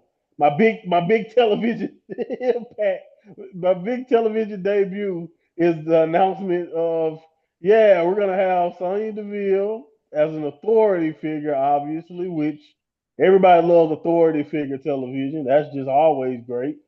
not to mention that we kind of already been like, I mean, what was Santino? I mean, what was so we Well, got he's multiple depressed. authority He's figures. depressed, yeah. So So because okay, I he's got depressed, because he's yeah. down. Now we Because got he's okay, like, cool. hi guys, like Right. All right, fair enough. Anyway, so again, all right. So that's the announcement. That's gonna move the needle. Not really. I could care less. But good to see her. I'm glad she's doing well. And as far as Elena goes, it's like, all right, I don't have a problem with that because like I said, I do feel like it's a need there in their women's division. But I also believe that to I don't have a lot of confidence just based on what the booking that I'm used to when it comes to Impact Women Division anyway. So good luck, and I think she could do. She has the potential to do good things. But yeah, for my television debut, and again, outside of course having AJ open up the show, I thought that was awesome. But I don't know how you. Let's say it this way: if you was watching and you was just excited to see AJ, the way this show kind of started off, I'm like, some people might be turning off the television. Yeah. Well, don't worry. I mean, you mentioned the knockout division. There's still the Elegance brand, which was Heather and M by Elegance with Mr. Elegance and Perez Hilton because we all needed him. They defeated the TNA He's Knockouts still World Tag Team relevant. Champions, the Inspiration. No, Cassie Lee and Jessie McKay. So we've got new tag team champions. It looks like the Inspiration are done again with Impact. Danny Luna will be unable to challenge TNA Knockouts World Champion Li Ying Lee. So Uh, NXT's Zarya and Sol Ruka made their way to the ring, and Sol suggested that Zarya answer the open challenge. She signed your contract, and it's official. There you go. Um, also, TNA president, I couldn't believe they thought this was a good idea. They brought out former TNA president and owner Dixie Carter, and the fans booed her. I mean, what did they expect? What did she expect? Like, thank you, Charles.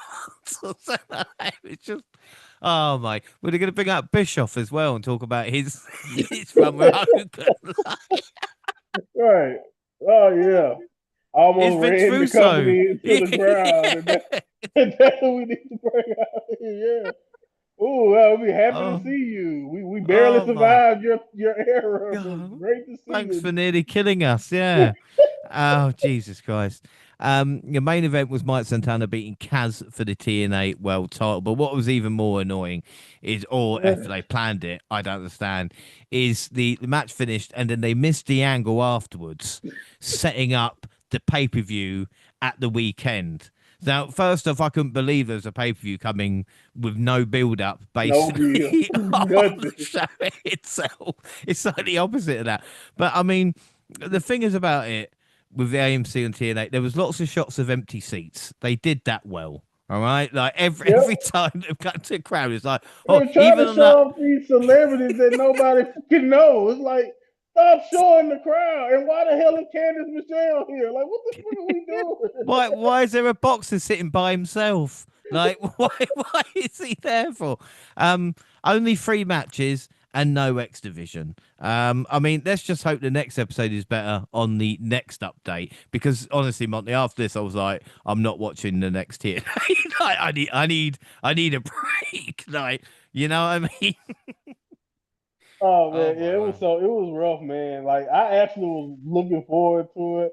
I tried to watch it live so I could help ratings, and it was tough. It was tough. It was tough to get through. It was just the funny thing is, it's like they used WWE's production crew or whatever, like that last quarter of the partnership to get the deal, and then as soon as the first show of the deal, they'll be like, hey, "You on your own," and we take your X division talent. Do your best, guys. Oh God. It It was was just yeah. right back to like the lackluster TNA that yeah, it wasn't pretty. But the notes as well was like, well, production staff were happy because if you'd have known if it was going backstage, no, we don't. Like, at least, say something. Or is that just two of the small town organisation? Or it's not like you didn't have enough build up for the show. Do you know what I mean? It's like there's no excuses of people go, oh, what? It's on the 15th. I wasn't sure. And then they had Genesis a couple of days later, which was a pay per view. And I had to look and I go, there is no way they put a like charging pay per view price for this fucking shit show. Um, Stacks defended his title in a four-way featuring BDE, KG, also, and Eric Young on the kickoff. That just shows you what everybody thinks of fucking Stacks. The TNA Knockouts World Champion Lee Ying Lee defeated Azaria with the Knockouts title on the line in a good match. Leon Slater couldn't be there, obviously, so they Uh, replaced him with Joe Hendry. And the triple threat versus Moose and Cedric Alexander. I mean, Joe won, so it's funny how times change. Really, once you're a WWE star, going now back you to can win. TNA. Yeah. Yeah, but I was just the crowd respected Joe, but man, they were. Do you know what I mean? Like, wow. And again, the main event was like a death match between Kaz and Mike, which we'd seen on free TV a couple of days previously, basically. Yeah, It was awful. Yeah, so that's it. I'm not gonna. No more TNA. Final NXT is January 20th. After a video package to hype the show, Ava was shown telling security to keep an eye out for Tony D'Angelo. The first match tonight, so Elio LeFleur or LeFleur. Every time I hear LeFleur, I think of dodgeball, and I really I shouldn't do it.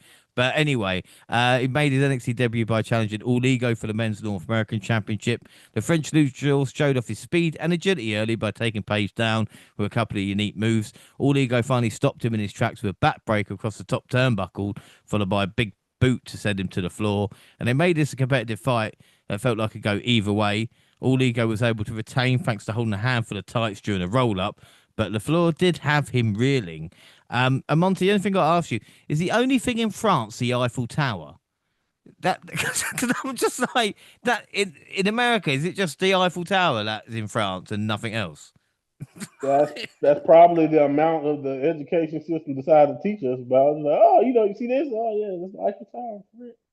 He Yeah, said when he made his entrance, and I they was they like, wow, might he's got touch the. on if you went to a good school, they might sprinkle a little bit of the French Revolution. Other than that, He had the cash at the. baguette, yeah, Yeah, he had the clash at the castle fucking effects on him, didn't he? Do you know what I right, mean? Just the right. Eiffel Tower. But Oh, anyway, as for the yeah, match, no, it's just a French kiss. That's it. No, yeah, French fries. That's another thing America associate with France that I don't even know if that's supposed to be the case. Uh, yeah. This. Hey, I'll give Lafleur. I'll give Lafleur his props, man. At least this kind of goes back, and I know we're gonna talk about Eli, and I'm glad Eli, not LA, is on this match card too, because that's kind of goes back to what I was talking about when it came to him earlier. It's like if you're gonna give me a debut, man, give me more than a speed match. And this is why. It's because I felt like as much, even though I feel like he got a lot, it's a lot more for us to learn about the Frenchman and a lot more to see him do. I do think not only did I think he showed something, he gave us something to be confident in with the quality of work he gave us in this match. I think his association and just putting him in the ring with Ethan Page in his debut kind of just boded well for how confident I felt like uh, management or NXT in general are in his skills because I mean, we talk about it all the time. At this point, NXT, especially now, my guy Obafemi is gone. We this might be the Ethan Page Glaze Fest show. Like every week, we might just be talking about, hey, we really like Ethan Page because he's gonna be the best thing on the show by far when he's wrestling. But yeah, I mean, so I do think it was cool to have him in there, have him debut against a guy of the skill level of Ethan Page, somebody that we respect, and have it be a title match. And I think he showcased himself pretty well. He didn't do too much. We didn't get. I don't think they overexposed him or anything. He did just enough, in my opinion, to kind of have me interested in like where he could be in the future and like what he could possibly be later on. And I think that's about as much as you can ask for if we being honest.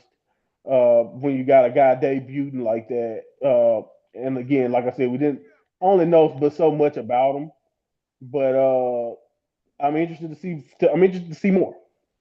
yeah, without doubt, Page is the perfect opponent for a debuting star as well, isn't he? You know, and Ricky Saints made his entrance. He told all ego they are the glue keeping NXT together right now. And as you just mentioned, that actually might be truer than we think. The Absolute One joined commentary for the next match between two flannel-loving men. Shiloh Hill taking on Josh Briggs in a qualifying match for the NXT Championship, the ladder match. Looks like Briggs was going to win with big chokeslam, but Hill kicked out at the last second. Newcomer was able to hit a net breaker to score the win. But as soon as the match was over, Tony D showed up and laid out both men. Well, Tony. The next match was a tag bout with Brad Baylor and Ricky Smokes. I hate learning new names. Taking on Uriah Connors and Kale Dixon. While not their first appearance, this was a Vanity Project's first official match since being officially signed to NXT. Of course, Chase U lost. But look, I know I'm old, but just how fucking young are the Vanity Project? You know, and I think it's that wearing trunks that makes it weirder. You know what I mean? Like, I don't know if I should be looking at such young men wearing trunks. It's a bit off-putting, you know? So is that just me?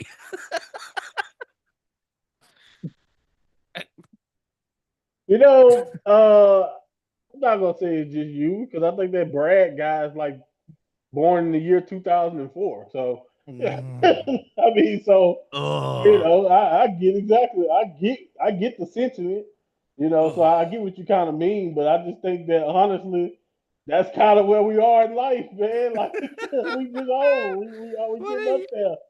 The It looks people so that we fucking young. watching, yeah, man, the people that we Oh, watching now are, are fresh out of puberty, man. That's what we are, man. So yeah, it's tough.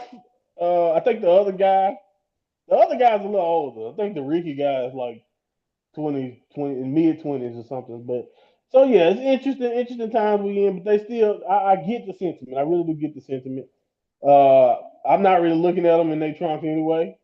But I do think that we are in that era now to where you just don't even. I don't even want to look up how old Fallon Henley or some of these other people are.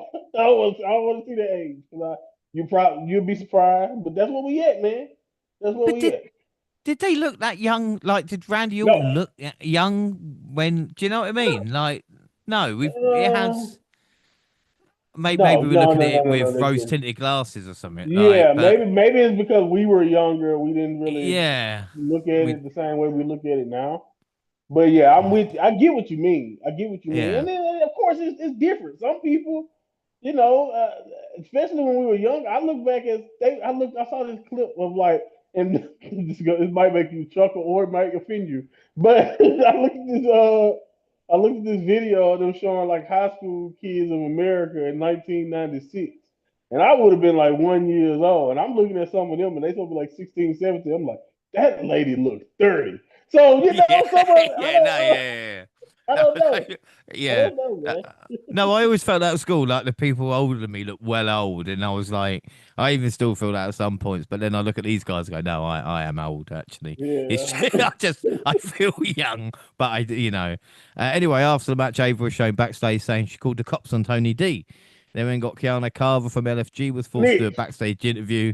But he walked off before answering any questions. He also has a problem with Booker, which again, I don't know, man. Like, can you trust anybody that doesn't like Booker T? Uh, Yeah, yeah. That don't give you bonus points with me, brother.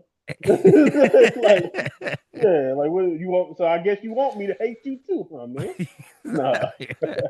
Up next was Jada Parker comes in and give a promo. She talked about returning from injury. Oh, so it was an injury.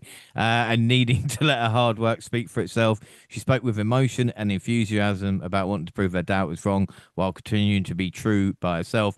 The lights dropped, and there's quite a little awkward moment before the Blake thing started. Before I thought it was like a technical issue or something like that. Blake Monroe did interrupt. They talked some trash to each other, but they didn't exactly resolve their conflict. Sean Legacy and Eli Knight have both officially moved over from Evolve to NXT and were thrown right into the fire with a qualifying match being the upcoming ladder match for the NXT title. That shows you where we are at this moment in time when Yep. Sean Legacy and Eli Knight, both men hit some big spots from the top rope, They had the crowd chanting, "This is awesome." Knight went to the well one too many times, and Legacy took advantage of a twisting suplex for the pin and the win. Once again, Tony D showed up and took out both competitors once the match was over. Ava came out with some fake cops who had no badges, but Tony allowed himself to be handcuffed. Saints was back on commentary for this one. And again, does Tony D know that title? Just ask for a match. That's all you have to do, Tony. Just You get the know, qualified match. get in the qualifying match. Like, see, like Drake and Sean Legacy, you could have been in that match. Like, you just ask. Also, I want to know that how I need a counter, or can we do a drinking game of how many people have been arrested since Stone Cold got arrested back that very first time. Yeah, I promise you, it was only cool when Austin got arrested. I don't. Everybody else, like Tony D, you don't look cool getting arrested by unconvincing policemen for attacking guys. This is the thing. And even in the Stone Cold case, when he was arrested or taken out of the arena, he'd returned in a vehicle an hour later. Do you know what Right. I mean?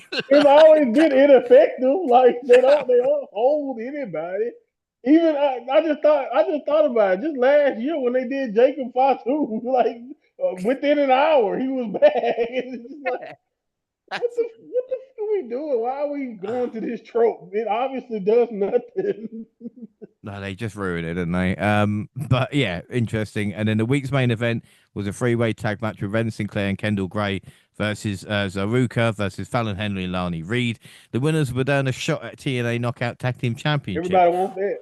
Why the fuck was this the main event? Don't get me wrong, I don't mind the women, but why was this stipulation as a main event? Exactly when you think, oh, okay, we NXT haven't got a women's tag team title, I suppose. Ruka Gray and Reed started with exchange of pinning combinations, but no one can get the free count. Zara tagged in, immediately clotheslined both opponents. JC Jane got involved and took out Gray at ringside. Zara and Ruka were able to get the victory, but not without a little friction beyond the way. I mean, this wasn't bad, but again, are we going to be talking about on the next update? Do you know what I mean? Nope. Nope. I doubt we will, sir. You know, I don't know, man. I can't be too hard on it. Like you said, I thought this was cool. I'm with you. I stopped beating the drum that we should have never lost the damn women's tag team titles in NXT in the first place. But it is what it is. I think at this point it's pointless to bring that up consistently.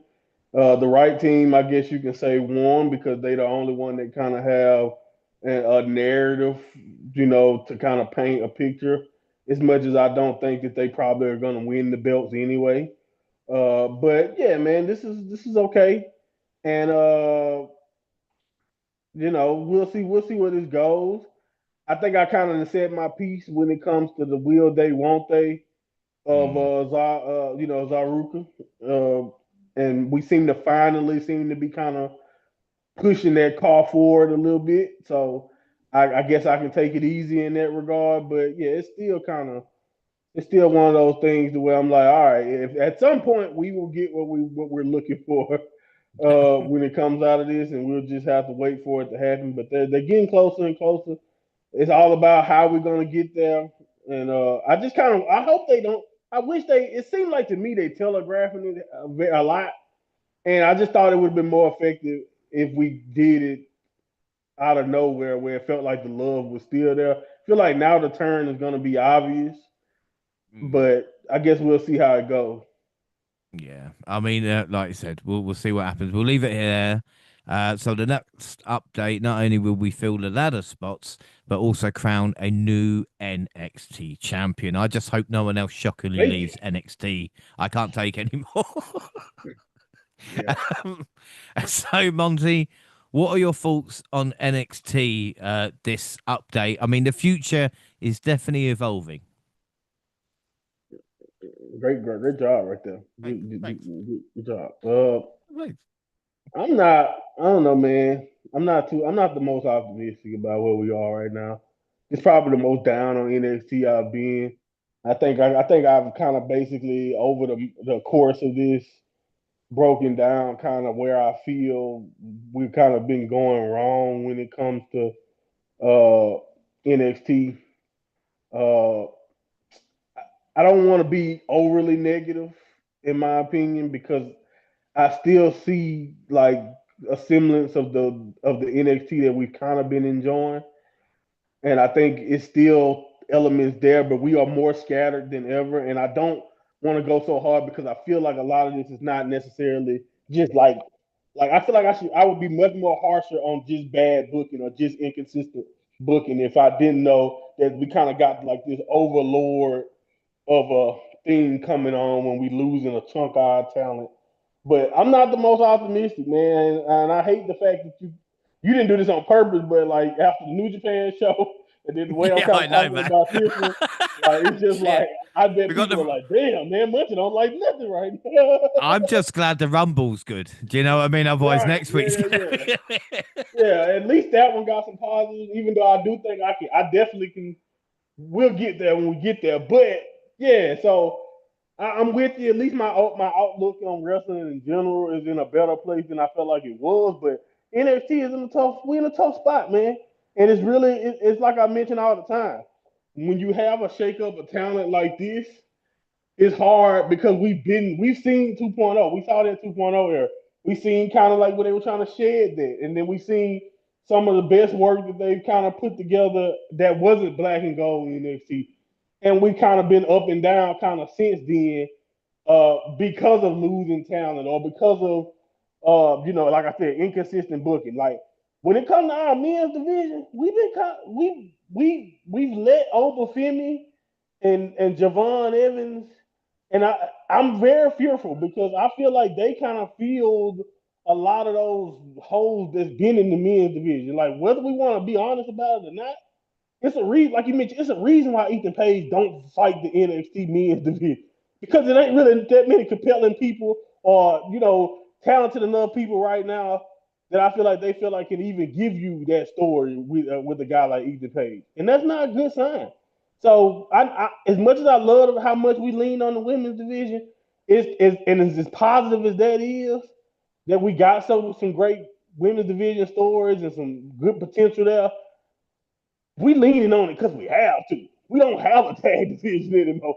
We don't have interesting male characters right now. We don't have an interesting male storyline right now. And I know we're in a transitional period. We're trying to find a champion. But even before Obafemi was doing his thing, we was using Impact and using other people to get Obafemi to have title defenses against.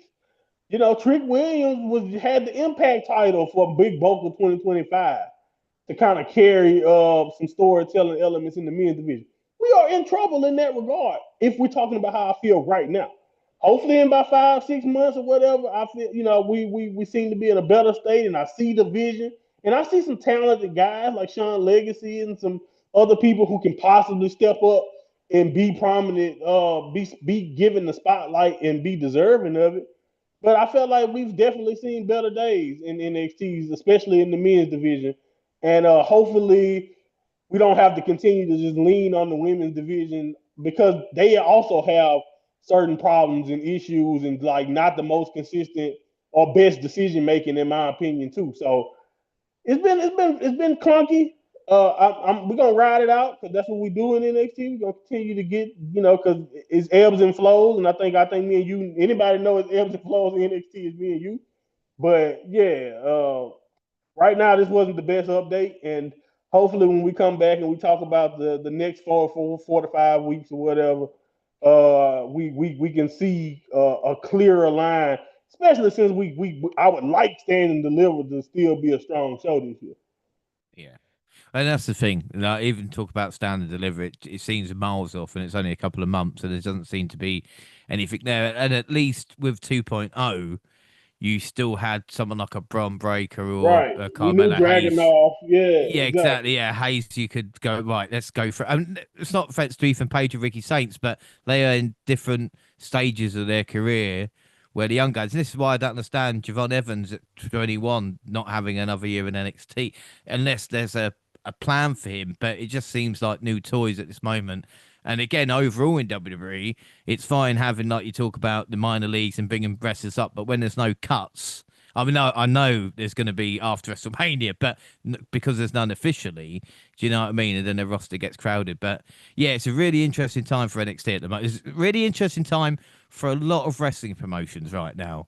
You know, not only NXT, we talk about New Japan last week, and I think even with WWE at this moment in time, you know, it's really interesting. But I'm glad we could catch up. And like I said, we're in 2026 now, so we're basically there, and we will be done by stand and deliver. So that is it. Don't forget, we're across all social media, X at the WNR Podcast, I'm at the WNR Pod James. You can find the entire WNR team on the banner. Monty, where can people find and follow you? At my Monty Pod, any updates on me and what I've been working on will be posted there first and foremost. I would get my blue sky thing, but I don't even feel like trying to figure out the name of it. I do post it occasionally there, but it is what it is. Just type in Mind and Money, like I said, on Twitter, and you will follow the show and follow me. And like I say, I got a lot more coming up. It's been a busy first little quarter for me, at least personally. But I do have ideas. I got a lot of stuff that I'm thinking about working on and reworking. So just follow me on Twitter and I'll keep you posted. Perfect. The Dublin also Facebook and Instagram. Send us an email at dublinpodcast at gmail.com and YouTube at Dublin Podcast. We're celebrating nearly 11 years now with WNR with Schultz. The Universe mode will come back with 2K26. I don't know if I'm going to spend that amount of money on it yet. We'll see how it goes, you know. And clips from any event we go to. The podcast is live on YouTube and also on SoundCloud on your phone, and also Spotify and iTunes. We can download, subscribe, rate, and review there. So that is it. Our next episode next weekend will be the Royal Rumble. Wow, we'll see how that goes. But until then, I've been James Rowlands, and I was joined by the mind of Monty. Monty, thank you for joining me for another update. And I know we've hit it hard. I promise you a break after the Rumble, all right? No problem. No problem. Yeah. Well, until then, that is it. Thanks for listening, everybody.